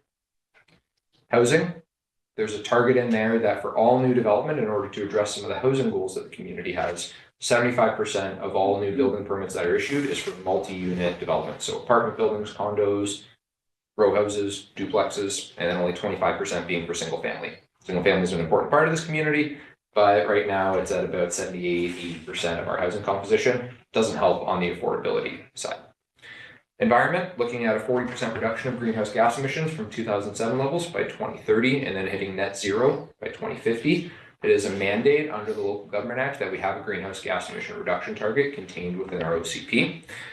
With the economy, there's a goal of further diversifying as we transition into a 4-season destination. And then lastly, with the urban growth area boundary, no expansion at this time to accommodate our housing need is what was identified in the OCP. I just wonder if we can ask questions. Yes. Okay. So on the first thing on the population, so that was based on two years ago. So it's actually the next 18 years. Is that correct or not? Through your worship, it would be going until 2041. So it was kind of based on a 2021 OCP adoption date, which got pushed into 2022, and based on the Rennie report that was done. So my point is time goes by and that number disappears quickly. The second on the housing, new development comprising of 25% detached and ground oriented. So that's interesting. That's relevant to the discussion we had earlier regarding Stoke Living. Yes. And it's just interesting to remember those kind of things. The question on the environment reduction in greenhouse gas emissions from 2007 may not have the answer, but the question to me right now is, so we're 6 years into that, and then only 7 years to 2030. So what percentage of greenhouse gas emission reduction have we had so far, looking that we're next year we'll be at the halfway point? Do we know that, or do we not? And I don't want to belabor that point, but it is a sort of a general question. Are we actually doing something? And the relevance is back to the budget that was brought up by the public about the coordinator for these reductions for the climate. And also there was comments in the budget about our seriousness as council on those reductions, because we deferred that to 2025, I believe, in the budget. So I don't know if there's any comments beyond what I've said there. Through your worship, Councillor Palmer. So generally, my understanding is that historically the city was tracking community emissions every 3 years. So 2021 was the last time it was done with the Community Energy and Emissions Plan update that was used to help inform this OCP. Now that plan was done kind of at the beginning of the OCP process. The OCP process got a bit delayed, hence why it was already a year out of date by the time we adopted the OCP in 2022. So we're really only a year into it. But based on that, the city would be looking at 2024. But again, we still have to have this conversation, and staff need to have it as well. Where does this climate portfolio live? And I think it's a very important conversation to have, but we also need to be very methodical in what the priorities are. And if housing is a major priority of council right now, I can tell you that the Development Services Department doesn't have capacity to bring on, and we want to make sure whoever's coming into this role, if it is something that council wants to budget for in the future, that they're set up for success as well, and we have a really well-rounded climate program. But that said, there are still a lot of actions that the city is undertaking to support reductions in greenhouse gas emissions, and one of the most important ones is supporting increased density. Our composting program is another big one. So there is still work being done. It just might take some time to round out this portfolio and have it quantified so that it can be communicated effectively to the community. And previous climate coordinators were funded by grants. Yes, So, at least 50. Councillor Palmer, follow up, and then I'll go to Councillor. Yeah, and I think it's important because it's in our priorities or council priorities. Those seem to have sort of fallen off the desk or something because on the strategic priorities on the reduction. So again, on the budget, and then on the climate action coordinator, that was a funded position that when vacant, still funded, never refill. So just saying, if we're not serious about this, get it off our priority list if we're not serious. I made that comment before. Yeah. Councillor Steveners and Councillor Chair. I want to reserve my comment for now. Thank you. Okay, Councillor Chair. Thanks, Your Worship. I believe the reason why we pushed the coordinator position back was we had an action plan and that wasn't being implemented. What's the point of, I think the comment on the table was, what's the point of paying for someone to be in a position for Well, someone action had all the items? someone had left a position and we just didn't fill it because of many things, but that was one of them. So, I mean, my only comment is, we've got an action plan, let's go off of that before we It fell. probably find another position. And not wanting to be later, if I may, to the chair, on that, we had a coordinator that helped us fulfill that. So that would sort of countered that chicken and egg, I guess. Yeah. All right, let's move on, please. So how do we assess whether or not we're meeting these targets? Collect a whole whack of data and try and analyze it and infer whether or not we're hitting the targets. So some important data obviously is going to be population. Now I wouldn't put too much stock into this, so I will put a little caveat out there. BC stats, their collection methods are a little bit different than the census information, and population growth is really a trend that needs to be observed over the long term. Now, if we have consecutive year over year negative population growth, then that becomes a challenge. And you can see based on the BC stats in 2021 and 2022, we did have a very, very minor decrease in population. However, from city staff's perspective, we're still confident that the city will not be seeing a net outward migration into the community, and we'll be having a net inward migration into the community over the next 20 years. So we don't feel that there's any need to really tinker with that target right now. However, something that's very important to note and be aware of. Looking at other land use indicators, our total number of applications as well as the value of construction. So applications kind of give you half the picture, but the value of construction speaks to the complexity of the projects that are coming in. So you can see from 2018 until 2023, there has been a steady increase in building permit valuation. And in 2023, we're on track for, I think, the largest year that the city has ever had, and just under $95 million in construction valuation. And the permit applications that we have been receiving, again, have been quite steady and generally increasing since 2018, but it only shows half the story because the complexity of those applications is also increasing as we are seeing more sophisticated development in the community. Looking at our housing indicators, so the chart at the top gives a good idea on council approving development permits for multi-unit development. You can see 2022, 2023, we're at about 850 units have been approved through development permit. And as they work their way through the process, we had just over 300 units were issued through building permit for construction that are underway right now. And then another 100 units that were issued for single-family dwellings. So you got about 400 units that are under construction right now. You can think of it that way, with about 75% of those being for multi-unit construction. And then when we start getting into the occupancy stages, you'll notice in next year's implementation report, those occupancy numbers should hopefully shoot right up. If not, it might be in 2025, depending on when some of these projects get wrapped up. But very interesting to note and just see that I know it takes time for this to come to fruition and everyone wants to see the housing crisis solved tomorrow. It's not how it works. And even with the best intentions, the construction timelines to see things approved, even when council's expediting the process and staff are working hard to get people through the pipe, there's still a lot of time that it takes to actually construct these units for people to live in. And with respect to our target on housing composition, 2022, we exceeded that 75% target at 77% of new development being multi-unit. And then in 2023 at 70%. So we're quite happy to see those numbers, and it shows that, you know, the support council is giving for these projects is well known within the development community. We look at some economic indicators, and again, the attachment you guys have goes over this in more detail. But generally speaking, a steady increase in business license applications, which is a great indicator for the community. Just a question on, so that's a big jump this last year. Is there any sort of further, like, was there? Short-term rentals. Short-term, okay, yeah. thank you. Yes, that was one of them. There were still other businesses, but that was one of the most substantial increases.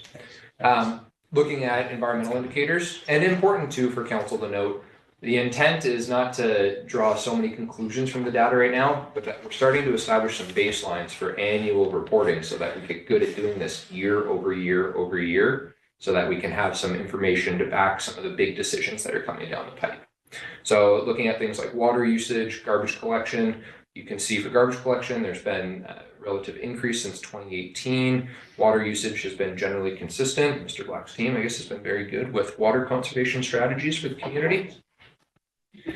Looking at some of the social indicators, and Sheena was very helpful in helping provide some of this information. So in 2022, we have a lot of data on drop-in visits. So this could be to support things like housing supplement requests, supporting navigating government support systems at community connections. So you can see the numbers have been quite steady, and my understanding is that they have been increasing. So certainly very important to note. And I do believe that the drop-in center is currently unfunded, which is again another important thing to be aware of. Food bank usage in 2022. Average monthly visits were up, going from between 500 to 800 to between 800 and 1,000 in 2023. So again, other very important indicators to be aware of within the community that give an overall sign of community well-being. Councilor Steveners? No, I'll reserve my comment. Thank you, sir. So how does this look in terms of us meeting our targets? So population growth, again, as previously indicated, wouldn't worry too much about that right now. If we start to have year over year of negative population growth, well, then we start to have to ask ourselves some questions. Like if we get an application to expand city boundaries, is it really needed? Do we need super high density development in some areas of the city to support our decreasing population? Helps influence those types of discussions. Yeah, just on the population, I was thinking about interjecting before, but so there's the Census Canada information, which we know is very, very, very problematic. In the past, we have got some TELUS information. Do we have a better indicator of the real number of people in our community on an average as opposed to the Census Canada? Any comment on that? Through your worship, Councillor Palmer, the Rennie report that was done was the most comprehensive report in support of the OCP. Now, staff have already been in contact with the authors of that report because there's been some recent changes that will influence Revelstoke. For instance, the federal government's increasing immigration numbers. When we look at the proportion that BC is going to get, and then further the proportion that each community is going to get, it does have an impact. And so we do need to continually reevaluate and be on top of that. And not to delve so much into the weeds, but we have asked that proponent is if we choose to work with them on our short-term rental project that's going to be coming, where we need some economic analysis, we got to start to get a handle on some of the value-added items that could be tacked onto that project, and population growth is one of them that we would like to reevaluate. Okay, thanks. Sure. Thanks, Your Worship. Through the chair to Mr. Salmon. You've referenced the Ready report. Was that in 2018? Through your worship. Updated at all? Through your worship, the report was published in March 2021, and it was based on 2016 census data. But even when the 2021 census data came out, it was incredibly accurate. We were compared to the 2021 census data, I should say, notwithstanding any challenges with the federal census. It was a very good. Yeah. Councillor Devlin, sir. I really don't want to do this in the middle of your presentation. I'm sorry, but I do have a hard Yeah. No, that's fine. When you get bored at the next meeting, come on back. You probably will be. I have read it.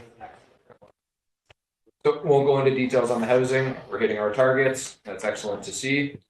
We already chatted a little bit about the environment. Again, this is a portfolio that certainly requires more discussion so that we can be tracking greenhouse gas emissions. We'll note that the city does track corporate greenhouse gas emissions.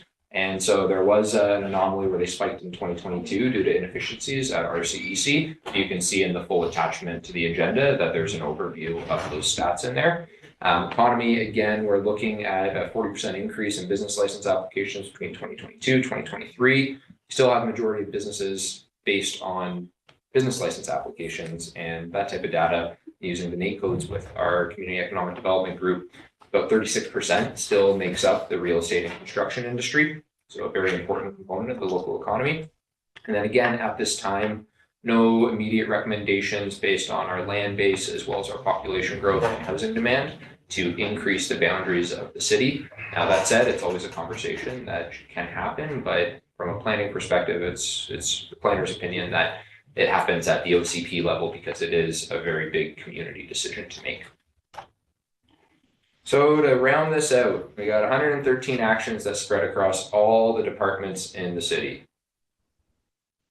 We organize those actions by not initiated, pretty self-explanatory, ongoing actions that are, for instance, relationship building with different community partners that may not have an end date, actions that are in progress, develop X, Y, and Z new bylaw or policy, then actions that are complete. Of all the actions, we got 43 that aren't initiated, so just under 40%, 35 that are ongoing at 31%, 28 that are in progress at 25%, and 7 that are complete. So it really does show that, staff have reacted to the OCP that council did adopt under the previous council in 2022, with 62% of the actions underway. So in my mind, that's a good news story. Some of the key takeaways. So looking at 62% of the actions being undertaken in some capacity, some of the highlights: kickoff of the project to examine replacement of the Revelstoke Forum, completion of the development application process review that I will remind council you were successful in getting a $400,000 grant for, which was one of the highest, especially compared to our population size. Completion of the transportation master plan by the engineering department, which we had a previous transportation master plan that never made its way through to adoption. So that is a very key master plan to have in the community. Continued advocacy to the province on things like separate tax classification for short-term rentals. This council passed a resolution to bring that to UBCM. Staff have been advocating for that behind the scenes before Bill 35 was introduced. And lastly, completion of the housing action plan. And again, as directed by this current council, a manufactured home park redevelopment policy that will be really beneficial to ensure residents are not displaced if we do see redevelopment. City's generally meeting its targets for more multi-unit residential development, with us generally seeing 3/4 of new development be multi-unit. So no immediate amendments. The report does make note of a couple areas that we do need to reevaluate a little bit, but nothing that is substantial that would warrant a comprehensive review of the OCP at this time. And as noted, we do have a couple members of the focus group here, so I don't know if council has any questions for them. It was a very extensive public engagement process, and I'll note, even before you look at the community engagement with the public at large, it was 1,100 hours of time dedicated by about 40 very, very interested and dedicated individuals. So this plan wouldn't have been done without all the hard work that they put in, and it is really reflected in the OCP. So very important that we continue to implement it, and we want to keep the focus group going and being part of this in some capacity. Hence why they've been very patient in here today. So thank you. Thank you, Mr. Simon, and thank you to the members of the group who committed to this. It truly represents community. The OCP is a community document. It's a living document, and I commend you for your dedication. So thank you for that. Any comments or questions from council on what you've just seen? Councilor Cherry. Thanks, Your Worship. I just want to throw my appreciation to everybody that's worked on that. I'm wondering if there's a possibility this can go out to the public with our new communications officer.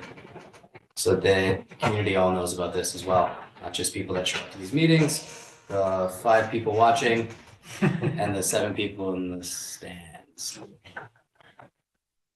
I don't know if you need a motion for that, No, you're but. Councilor Cherry through Suggestion would be the good. mayor. Mr. Palmer, could you create something for the newsletter? Sorry, not Palmer.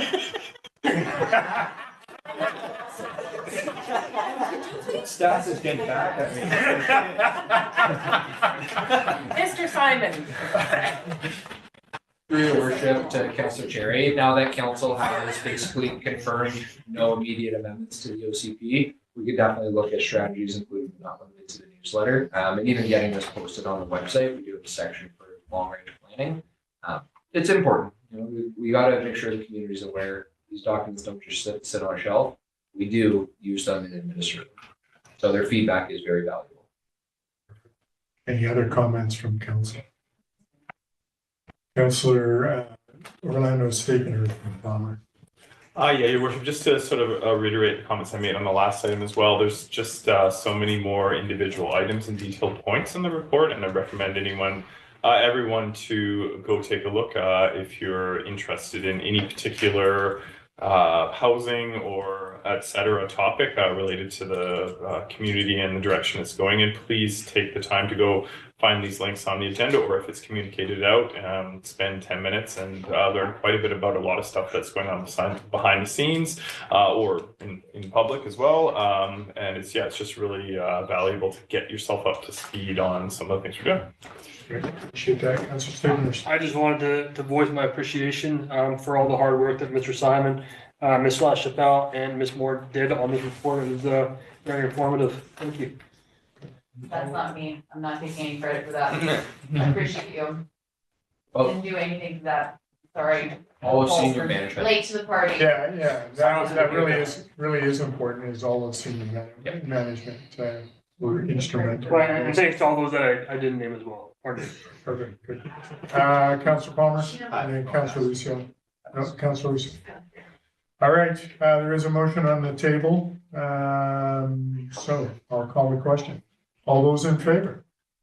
Opposed? No, motion's carried unanimously. All right, we're moving on to item H, destination marketing plan. We have a bit of a presentation, Ms. Braun. To your worship, no presentation, just a few points to recap. So Okay, perfect. I think this flows well from Mr. Simon's presentation. This is an OCP for tourism, essentially. And as Mr. Simon noted, the hours and the time that it goes into ensuring that we have that engagement and the collaboration is critical. We have spent the last 6 to 8 months doing that key stakeholder engagement. So we have been working closely with our city partners, and this is important because much of the DMP action items we're finding may need additional external funding to see them through to implementation, because some of these aren't eligible for emergency funding. So bringing together those key partners that will identify their roles and responsibilities, provide guidance on the steering committee, and provide access to external funding will help to make the success of the DMP come through. So we have spent the last several months ensuring that we had full engagement and collaboration with 3 committees of council. The Social Development Committee has passed a resolution that this be adopted by or endorsed by council, and that the steering committee representative of all aspects of the community, including the Social Development Committee and social sector, be implemented. The Tourism Initiatives Committee has endorsed this and discussed how to ensure that this aligns with our resort development strategy that the city develops. And the Active Commission has made a recommendation that the destination management plan be endorsed by council, and looks forward to supporting its implementation. In addition to those 3 committees, we have letters of support from Community Futures, which is attached to your package. And we had another letter come through from the Chamber of Commerce following their board meeting last night. And I'll just read you one paragraph from that, where it's important that they have input into its implementation. As a critical stakeholder in the economic fabric of Revelstoke, our chamber underscores the importance of maintaining a leading role in matters directly influencing our business community. We firmly assert that our active engagement and advocacy efforts, workforce training and outreach, business retention and expansion initiatives, Shop Local campaigns, our ambassador program, and other ongoing projects uniquely positions us to offer invaluable insights important to the continuous refinement and successful implementation of the DMP. So I'd like to thank the Chamber of Commerce and Community Futures for providing that input, as well as the work of the various volunteers in our committees. And then lastly, the final stage was to ensure that we had the full support and endorsement of the DMP by senior city staff. So specifically Development Services, Engineering and Public Works, and Bylaw Enforcement. And to that end, we had a meeting last week with Paul, with Kenny, and with Steve to provide their input, because there is, as we're seeing, lots of overlap of roles and responsibilities within the DMP and within the work plans of these three departments. Are there any comments from any of you about how you see the DMP, the OCP for tourism unfold? I think, in my opinion, that it has matured into a very, very good document. We're always helping and collaborating with our partners. So I'm really pleased to see how it's evolved. Great, appreciate that. That's all we have to share. Any other comments?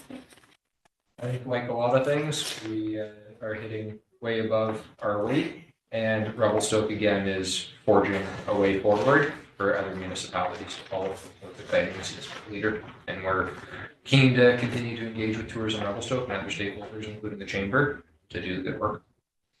Yes, thank you for that, Mr. Simon, that comment. And it's too bad that we can't financially capitalize on those who follow behind us and say, hey, we did it, so pay us. Royalty. Thank you for that. All right, someone want to put this motion on the table for me? Councilor Lucien. I move that the destination management plan be approved. Second for the motion, Councilor Palmer. Any further discussion on the motion?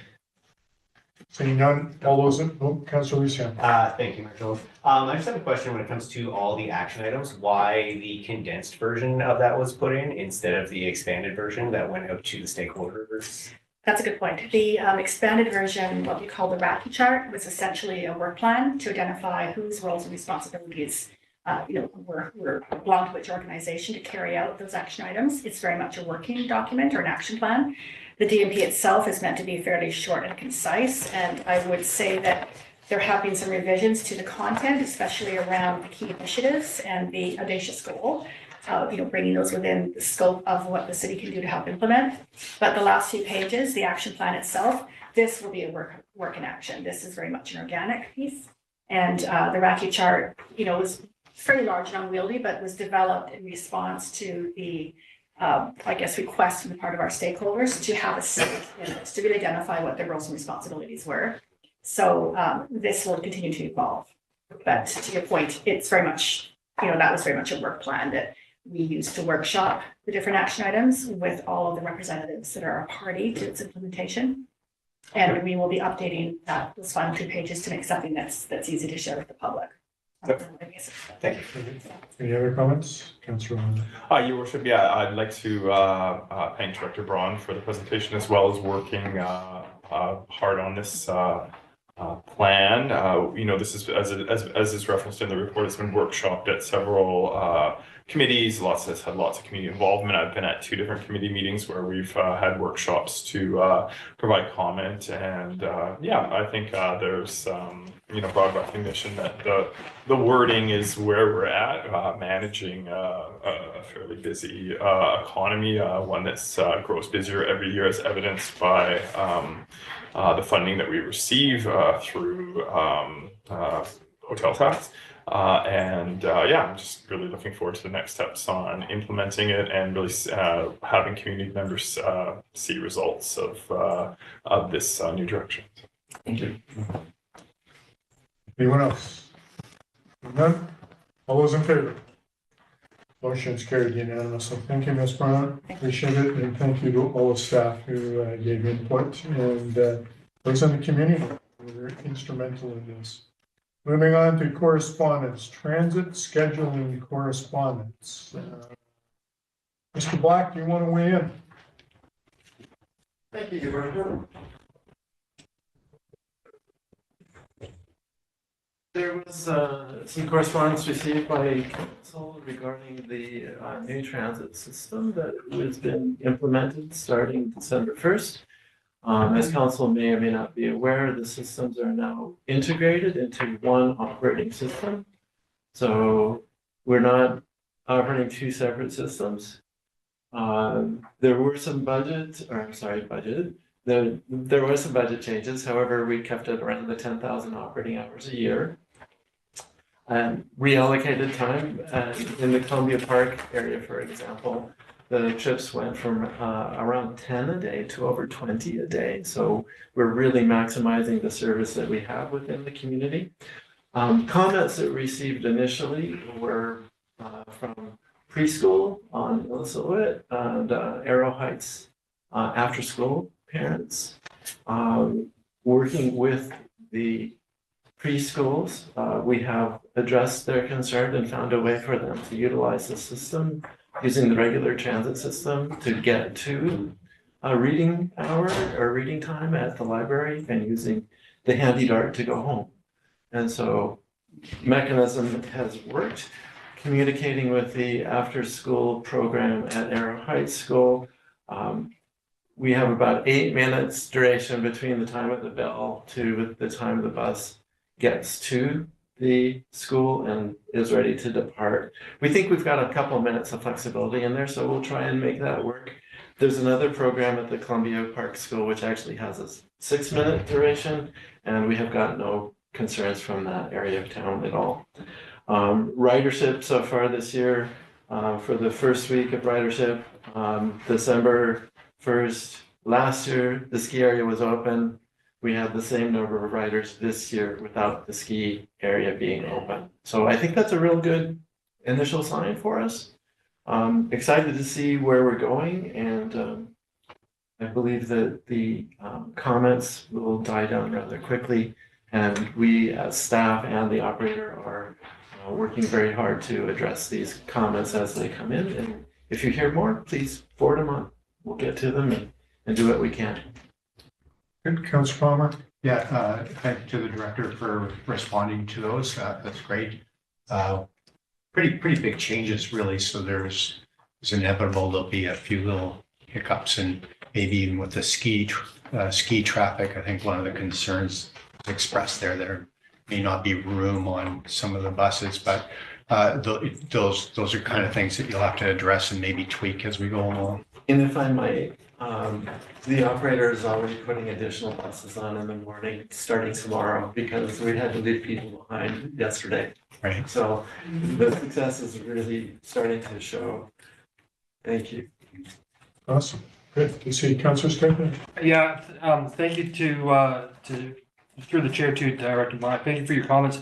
I think I was really concerned when these emails came in regarding the ability for after school carers to arrange transportation for their kids. I think it's challenging enough in the community right now without changes. And when I started to look into this issue, it looks like, you know, the BC Transit released something on November 17th, and they said that this service change will enhance service to our Revelstoke Mountain Resort and will create a single transit system with user-friendly schedules and maps.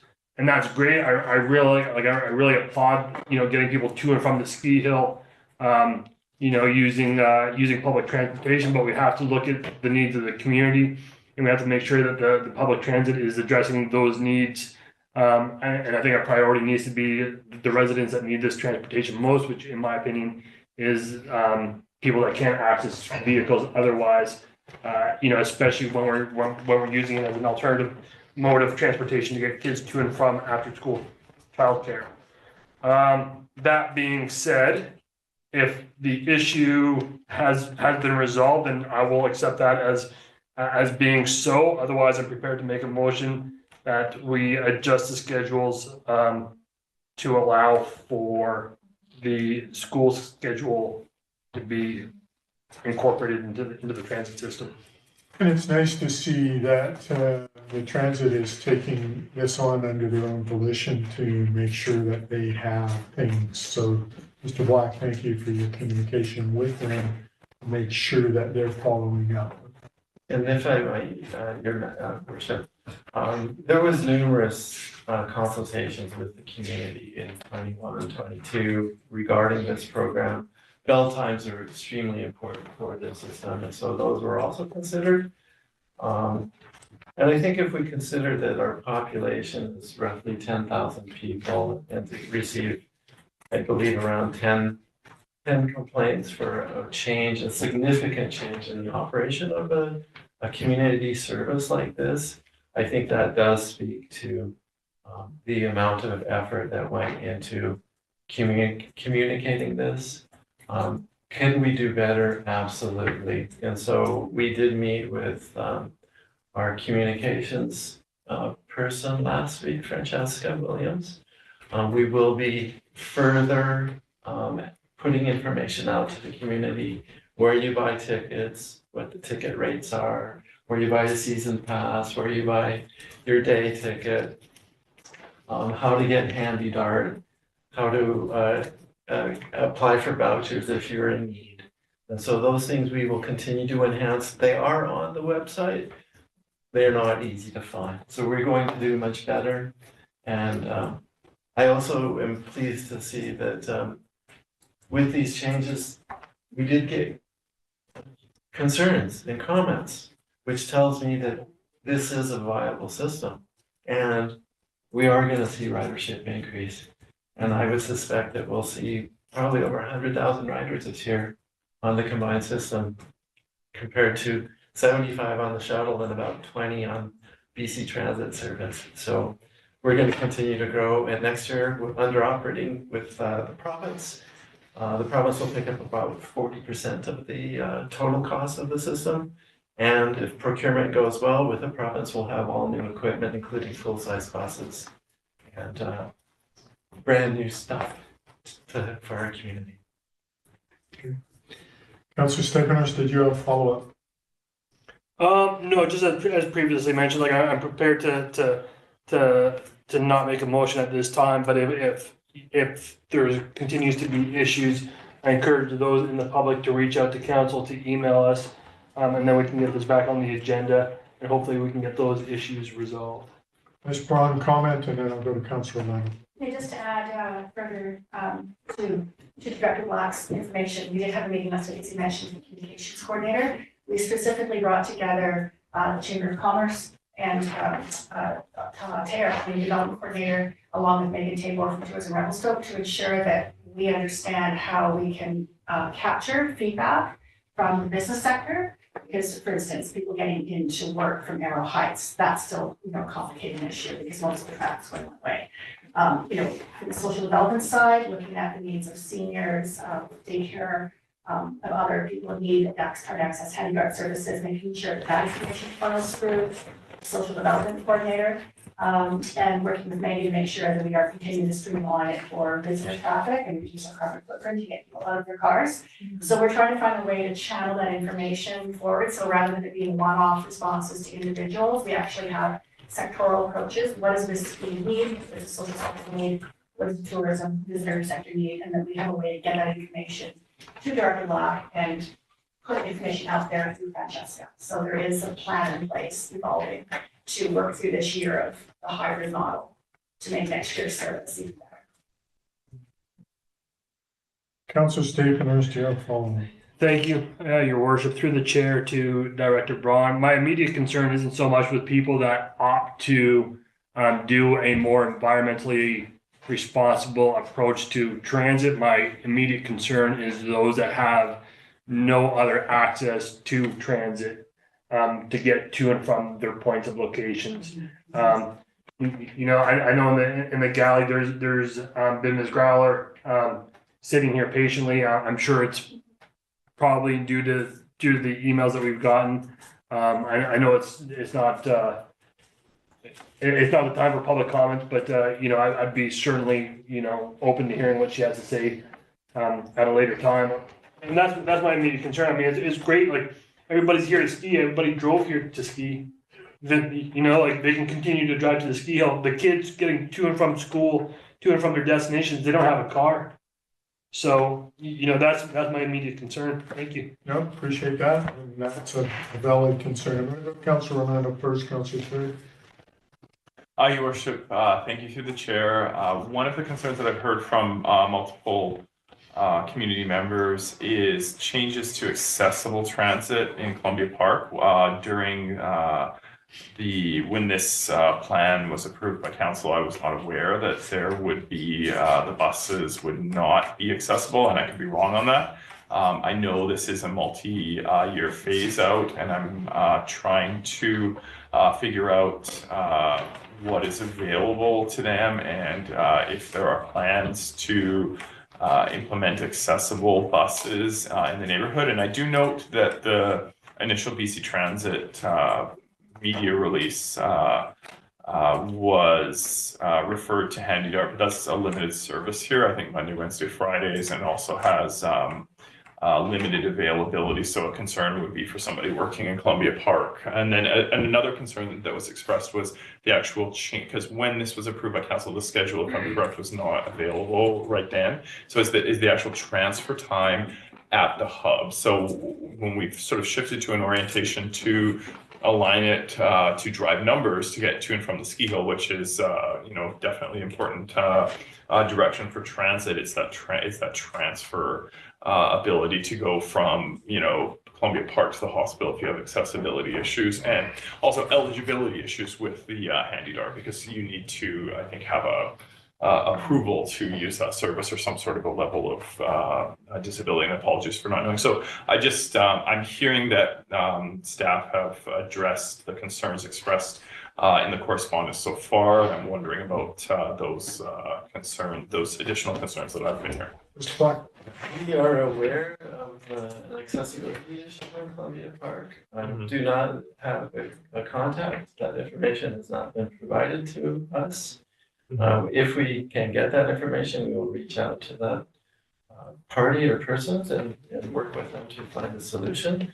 As you stated, the change in the route did remove accessibility from the original route that went through there, and now in order to get transit, that it's recommended to use Handy Dart.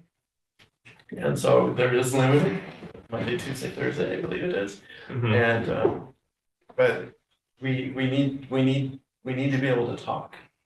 And generally speaking, if there's one person in that area that needs that support, or if it's many, we can't accommodate it if we don't know where, when, how, why.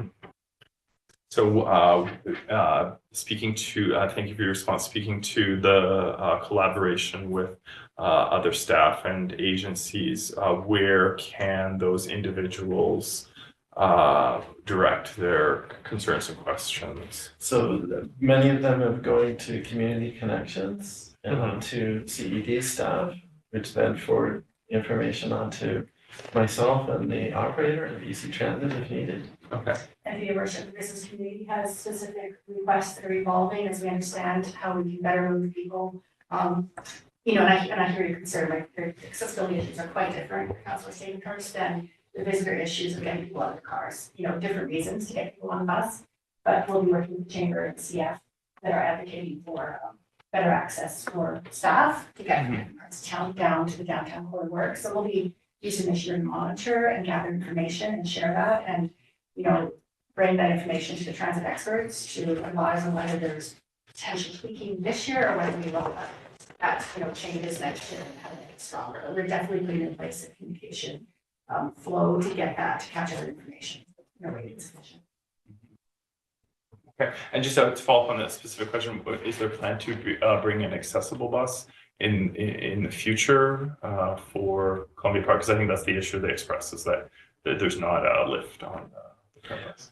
Unfortunately, I'm not able to tell you what next year's equipment will look like, but it should be accessible. Councilor Chair. Thanks, Your Worship.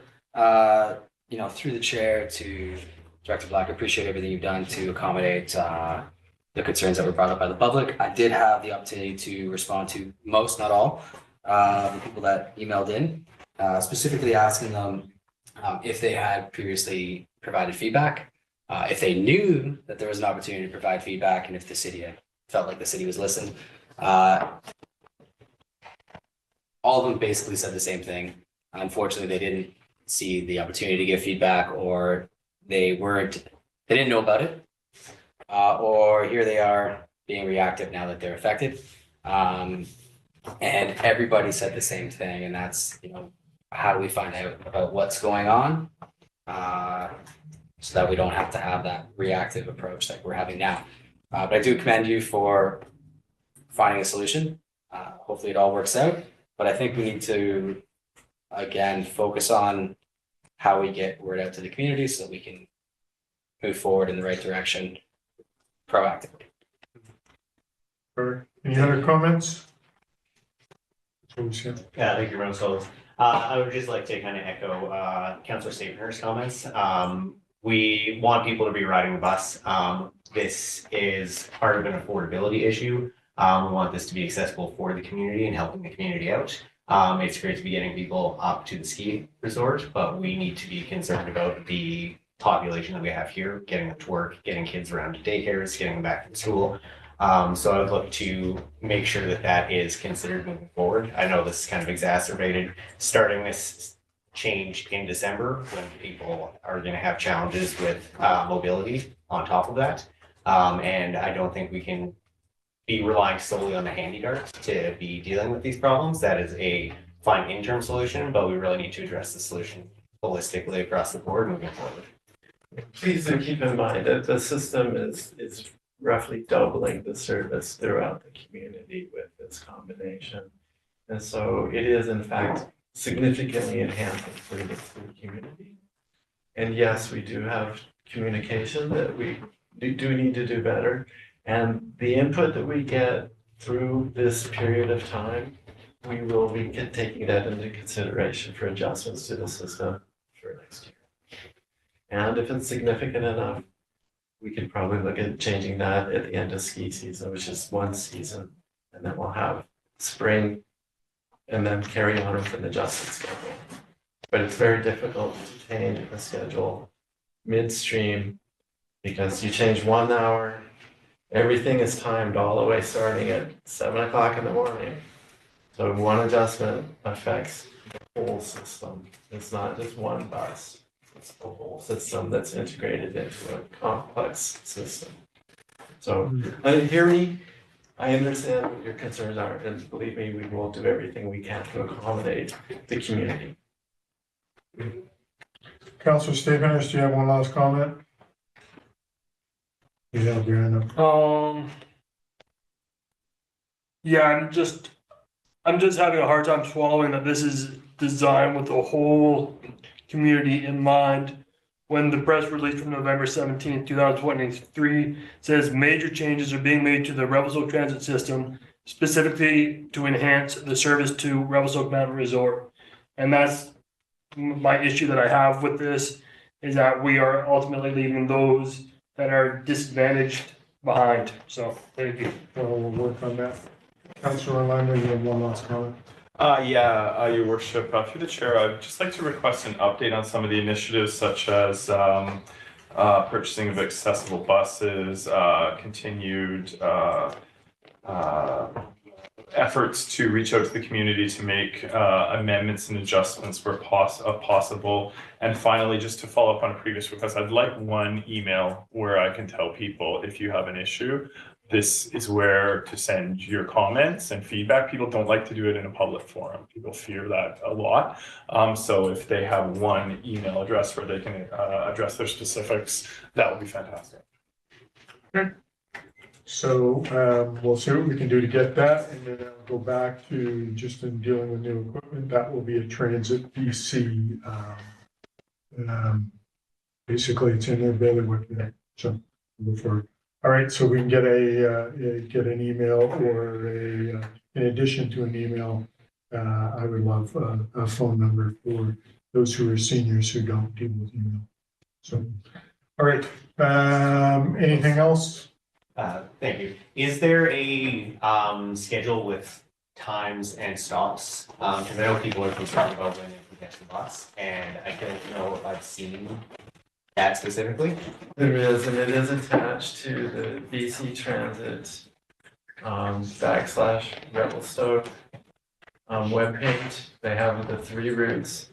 And if you click on one of the routes, it'll show you a map of the route, and below that is the schedule. Okay, thank you. We are also going to put out a simplified version with a map for the 3 different routes as part of this outreach program that we're undertaking. So we will No, make that sure would to be get- appreciated. We will make sure that happens. Thanks. In addition, the Next Bus program, which is an app that you can have on your phone, the new buses will have GPS in them, so you can actually get an idea of where they are too, and when you can expect to maybe get your bus, depending on weather conditions and other things. So those are all things that are coming for us, and it's gonna take us some time. This is the first time we've done this, and so it's gonna have a little growing pain, and we will get there. Thank you. All right, thank you, Mr. Black, appreciate it. All right, we're gonna move on to item 12B, Revelstoke Community Housing Support. So, I'd like to declare a conflict of interest. My wife has a place of employment there, and I think it could be viewed as a potential fiduciary interest. So, excuse me. thank you, Councilor Leonard. Yeah, Your Worship, thank you. So just so people are aware, this is a late item on the correspondence agenda. So I just like to speak to this, and also, if I may, invite after I do a quick introduction here, or not so quick, but an introduction here, invite Sheena Wells to present. She is the co-chair of the Revelstoke Community Housing Society. I am the council rep for council to the Revelstoke Community Housing Society. And as is outlined in the letter that council has received today, on December 7th, BC Housing issued an RFP for 420 Downey Street, which is the long-awaited project on the former Mount Begbie School site, which is right next to Southside Market. It's an RFP to build and operate 3 buildings for nonprofit housing, 165 unit space with studio, 2, 3, 4 bedroom apartments with funding from BC Housing and the CBT. Sort of looks to be a $60 to $80 million project, and includes, excitingly, dedicated retail space for childcare, new childcare in the community. Target start date is next year, so it's almost the end of the year this year, with a target completion date of 2026. I just wanted to just say a few words here. I was on Community Housing Society last time around in council. Back there again, just an amazing team over there with Mike Brooks Hill, former councillor, and Sheena Wells, who's going to present in a second as the co-chairs of the society. Of course, people know Sheena as well as from her role in community connections and just a strong social advocate. Karen Ball, who is a powerhouse for the society as treasurer. She is the RBC branch manager here. Peter Bernacki from New Trend Construction, the man in black, who I remember mentoring Okanagan College construction students on our first build way back in the day. A duplex, and here we are now. Pam Doyle, who I knew as my neighbor across the street on 6th when I first moved here, former superintendent at Mount Reb and Glacier, so real strong governance person. Randy Drediger, past chair and also longtime high-profile community member with RCU Insurance, and longtime firefighter. Jane McNam, an educator known for community involvement. Rana Nelson, also an educator.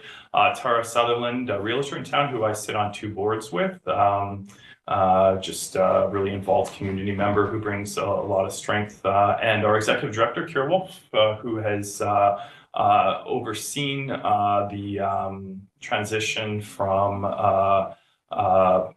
external property manager to bringing that portfolio in-house. So we're now for our 1, 2, 3 buildings managing those. And I just wanted to give a real quick shout out to Evan Parliament, Steve Black, Paul Simon, Taha Atia, Ingrid Braun, Jolene Rousseau, these are all senior staff members who have been coming to our meetings week in and week out, as well as current council members and past council members, as we're getting long here, members from the Revelstoke Community Workers Housing Society, Kevin Dorius, past people, mayor, council, former mayor. I just wanted to say this is just absolutely exciting. I know I traveled with former Mayor McKee to lobby the then housing minister for this project, and since then we've seen a lot of involvement in the community from them, and our current mayor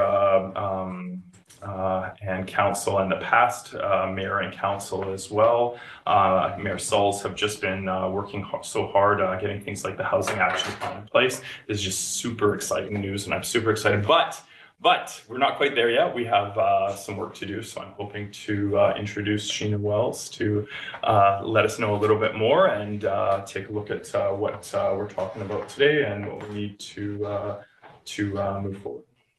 Thank you, Sheena. That was the Reader's Digest. My notes are not here. Thanks for having me. So just in short, the Housing Society has been working strategically on our sophistication and capacity development to be in place to be able to take on the Downey Street project and to advocate to BC Housing that we're ready to do that. Not just as a society, but as a community. And so couldn't have done that without all of the hours that the city has contributed and money and trust and relationships, communication. So feels very strongly that we're ready for that. And BC Housing has put it out, and basically from the conversations that I've had since it's been out since last Thursday, it feels like it's ours to lose, and so we don't want to be in that position, and so we really want to be moving forward. Having the board and the strength of the board is a really important piece of our development and our capacity. Having a senior administrator or leader in charge of the society, the operations, writing the RFP, making sure they're the point of contact, they're the person who's out in front. Taking us all through this is what's missing.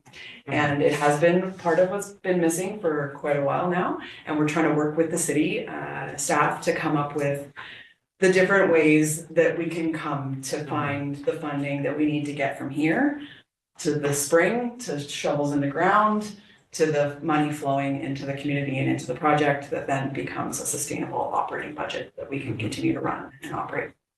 And so just to clarify, Kira is the operations manager. We don't have an executive director. So we went from an admin staff who was about 10 hours every couple of weeks to a full-time operations manager now, and our own maintenance staff and doing all the property management. And so she's got a lot on her plate, and we have the bookkeeping in place. We have the audited financials. All the things that we needed to get in place are now there. We're confident that we're ready to move forward on the RFP. We've been talking to community builders. We know that the community building population, businesses, everybody's ready to take this on and work together on that, however that needs to look.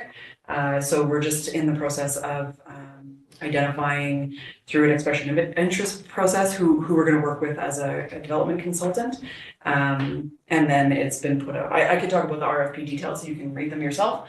But basically the letter before you and the direction we're hoping to continue down in terms of partnership and working with the city is asking for support and funding for us to get that position in place, that senior level administrator, executive director, so that we can move this along much quicker and much more smoothly with that expertise.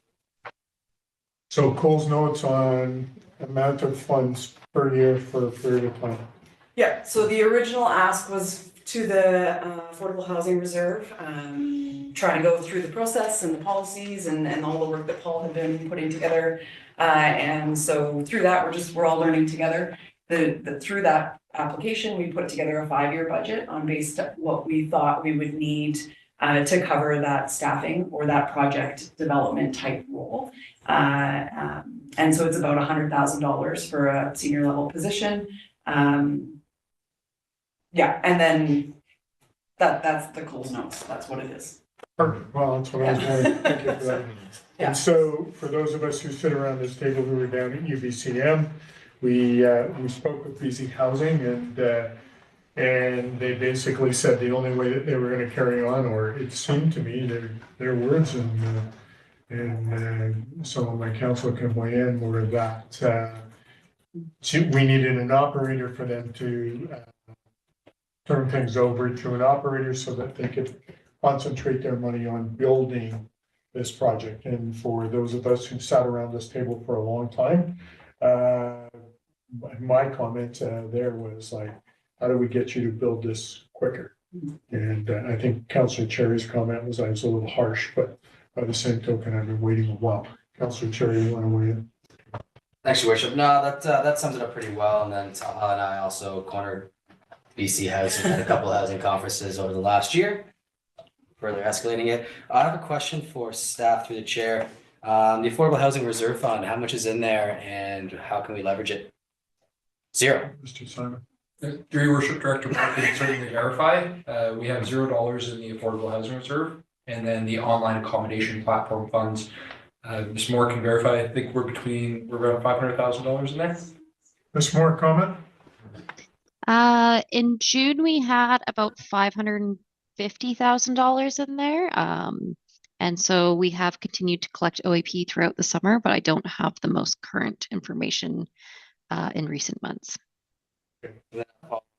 Pretty sure that we've recently found out that OAP funds can't be used for this position. That housing fund that currently has nothing in there, is there anything anticipated to be flowing that way for the 2024 year? Ms. Moore, any comment? If we bucket somewhere.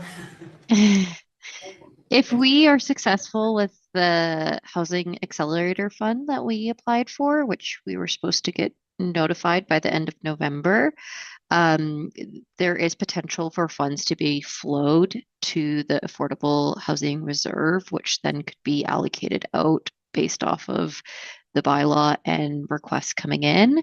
However, we've not received notification on the Housing Accelerator Fund yet.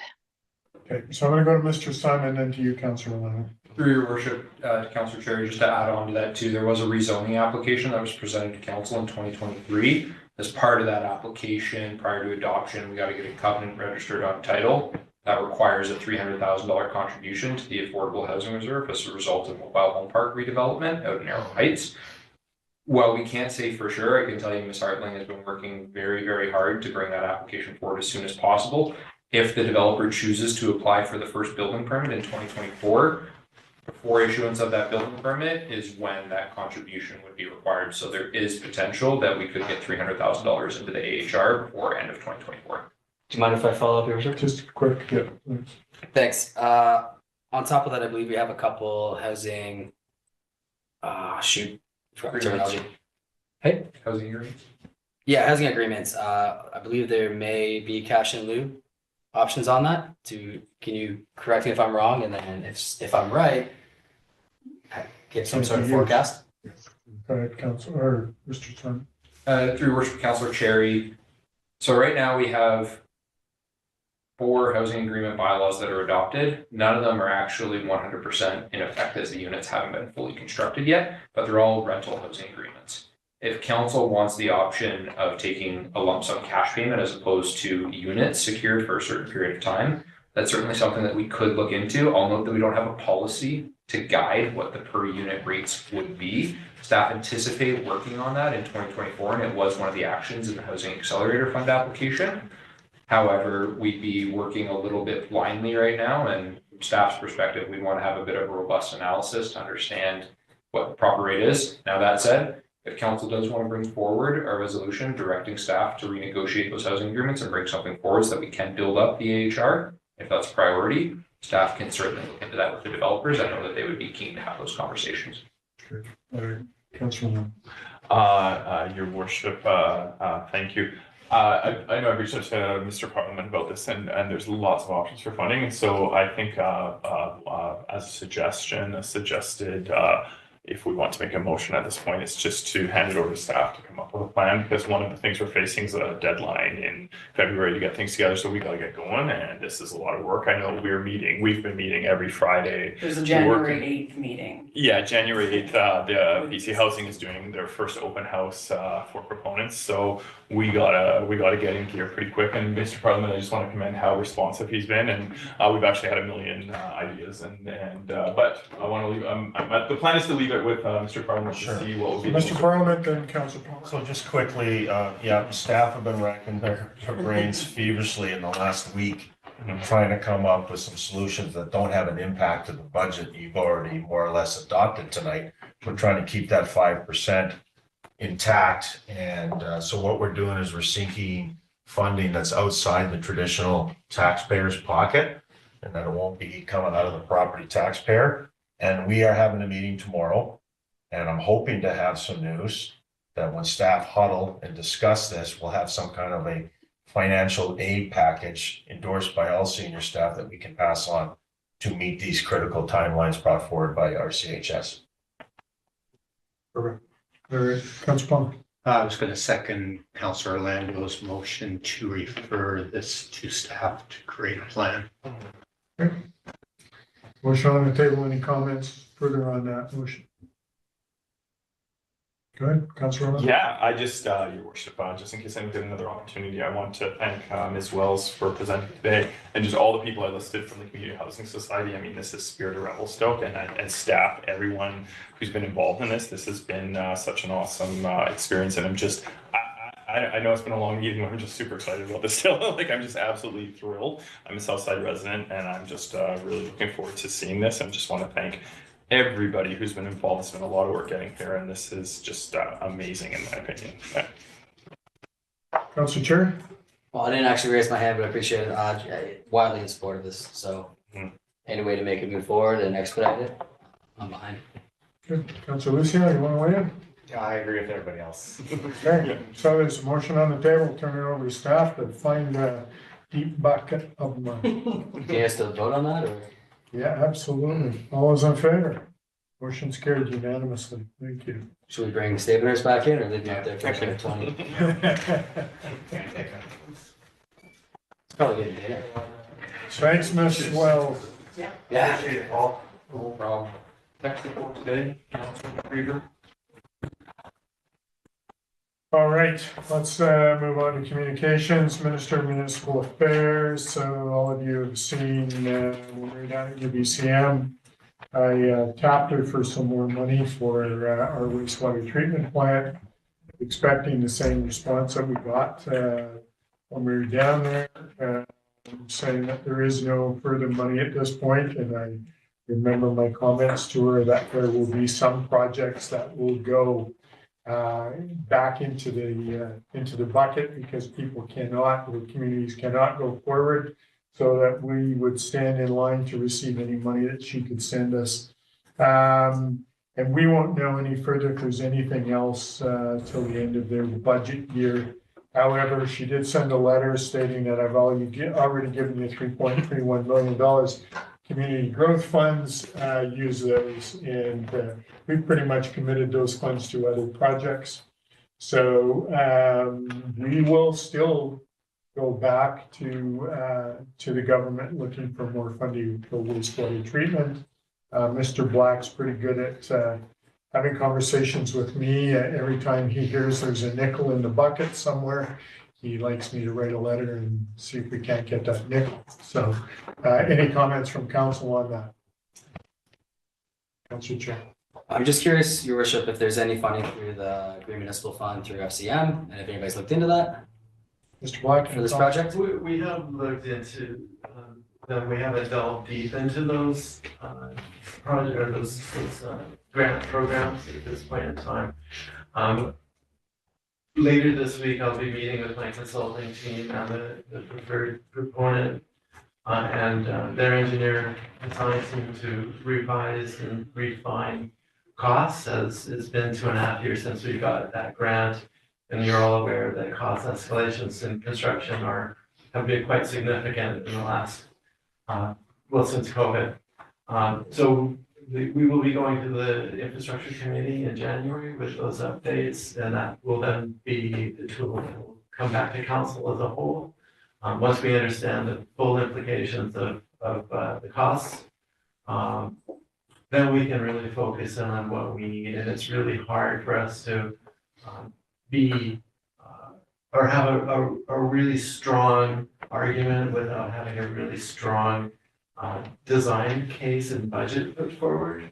And so once we have that, then I think we've got the tools to reach out to the province again, assuming that, as the mayor indicated, that many projects may not go forward, and searching for other alternative sources. But we have time.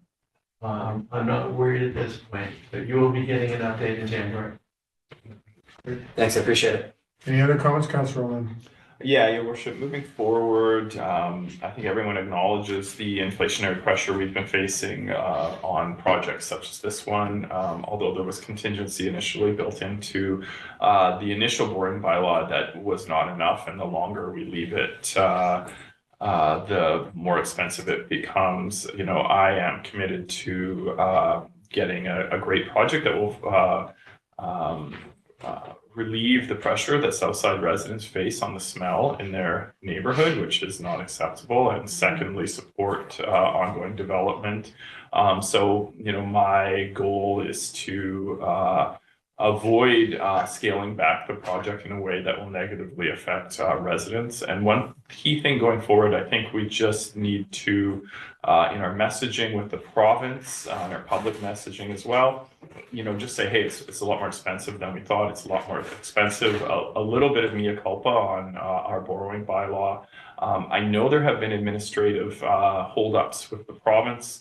But if our messaging focuses on it's their fault, not in part our fault, then I think that diminishes our ability to partner up with the province. So I'd really like to take have just, you know, face the issues straight on with that. And that's my comment.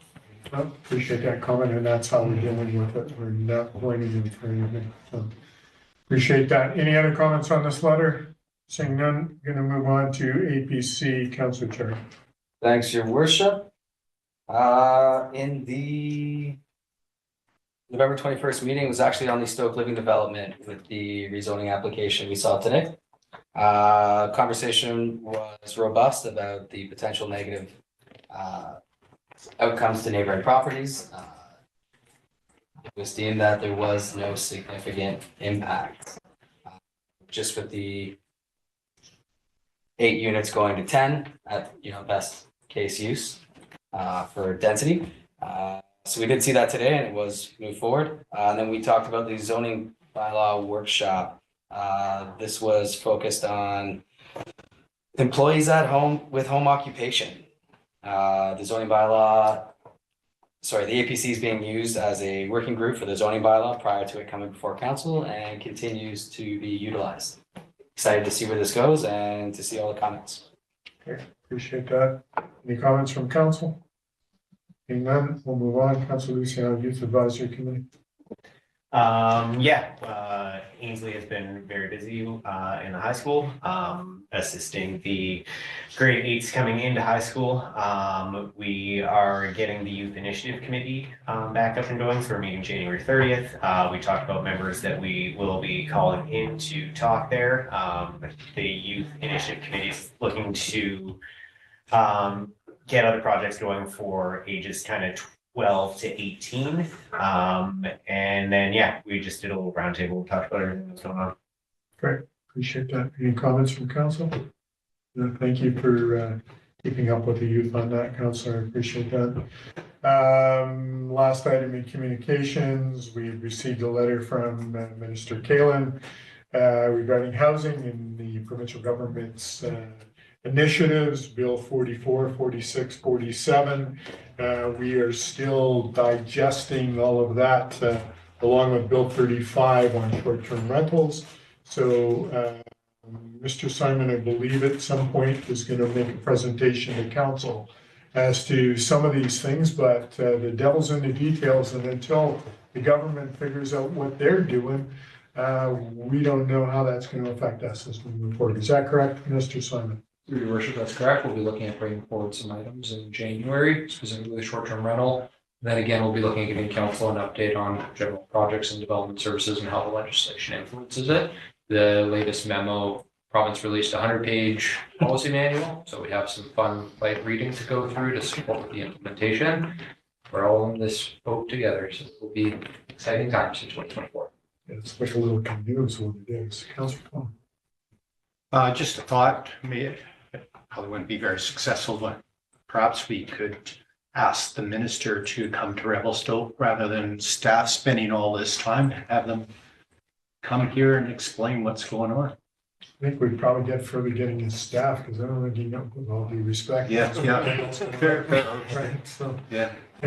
Councillor Orlando? I'd love to get to a groundbreaking in Southside, and maybe we could cook up some Southside lasagna, invite the minister to come hoist our gold shovel, which I believe the chamber actually has over there. Gold scissors. He can get on the gold scissors, so I'd be happy to do that. Just make that invitation. Yeah, okay. Any other comments, Mr. Simon, on that? Your worship, no, we're excited. All right. I really appreciate, on behalf of council, all of us appreciate all the work that you and your staff are putting into this. And as Councillor Palmer has said, you guys are doing incredible work on the coattails of them pushing things down your throat. So appreciate doing that. So I am going to ask Ms. Rousseau, do we have any questions from the press? No questions, Your Worship. All right, thank you, Ms. Rousseau. So normally at this point, I would ask us to go in camera. It's been a long day for all of us, so I'm wondering if there's an appetite for us to defer in camera to Thursday afternoon. It's going to take us a couple hours to go through this, and I just wonder if there's an appetite for that in your schedules. At 2? And I'm actually thinking 3, but we can adjust it. I have some appointments, but I will move them to accommodate this to make sure council is able to be there. I'm available. Bless you. I do. I can do 3? I don't want to tell you what's on my schedule, but potentially. Yeah, I don't want to know what's on your schedule. It scares the hell out of me, but anyway, that's fine. Camera. Yeah, Councillor Staples. I mean, I can make it work. My preference would be to truck through it tonight, if depending on how much time we think we need to allot for the in camera. I'm looking at the agenda. It doesn't look like I don't know how. I'm going to say it's going to take us an hour and a half, 2 hours. Yeah. Okay. So Lucia? It's up to you. I would have to zoom in, but I'm sure I can make Thursday. Okay, all right. So if you're okay with that, I would like a motion to defer this till 3 o'clock on Thursday, and we'll reconvene then. So motion by Councillor Orlando, second by Councillor Palmer. All in favor? Motion's carried. Thank you. And I'll get our staff to reach out to Councillor Devlin as well and see if we can. We get we have that put in our calendars for us so we don't miss it. Yeah. This one. Can we please have a termination? Yeah, I'm just gonna go through that. So before you leave, because there's always this, somebody wants to terminate the meeting. So Councillor Stapenhurst is motioning to terminate, seconded by Councillor Orlando. All in favor? Motion's carried. This meeting is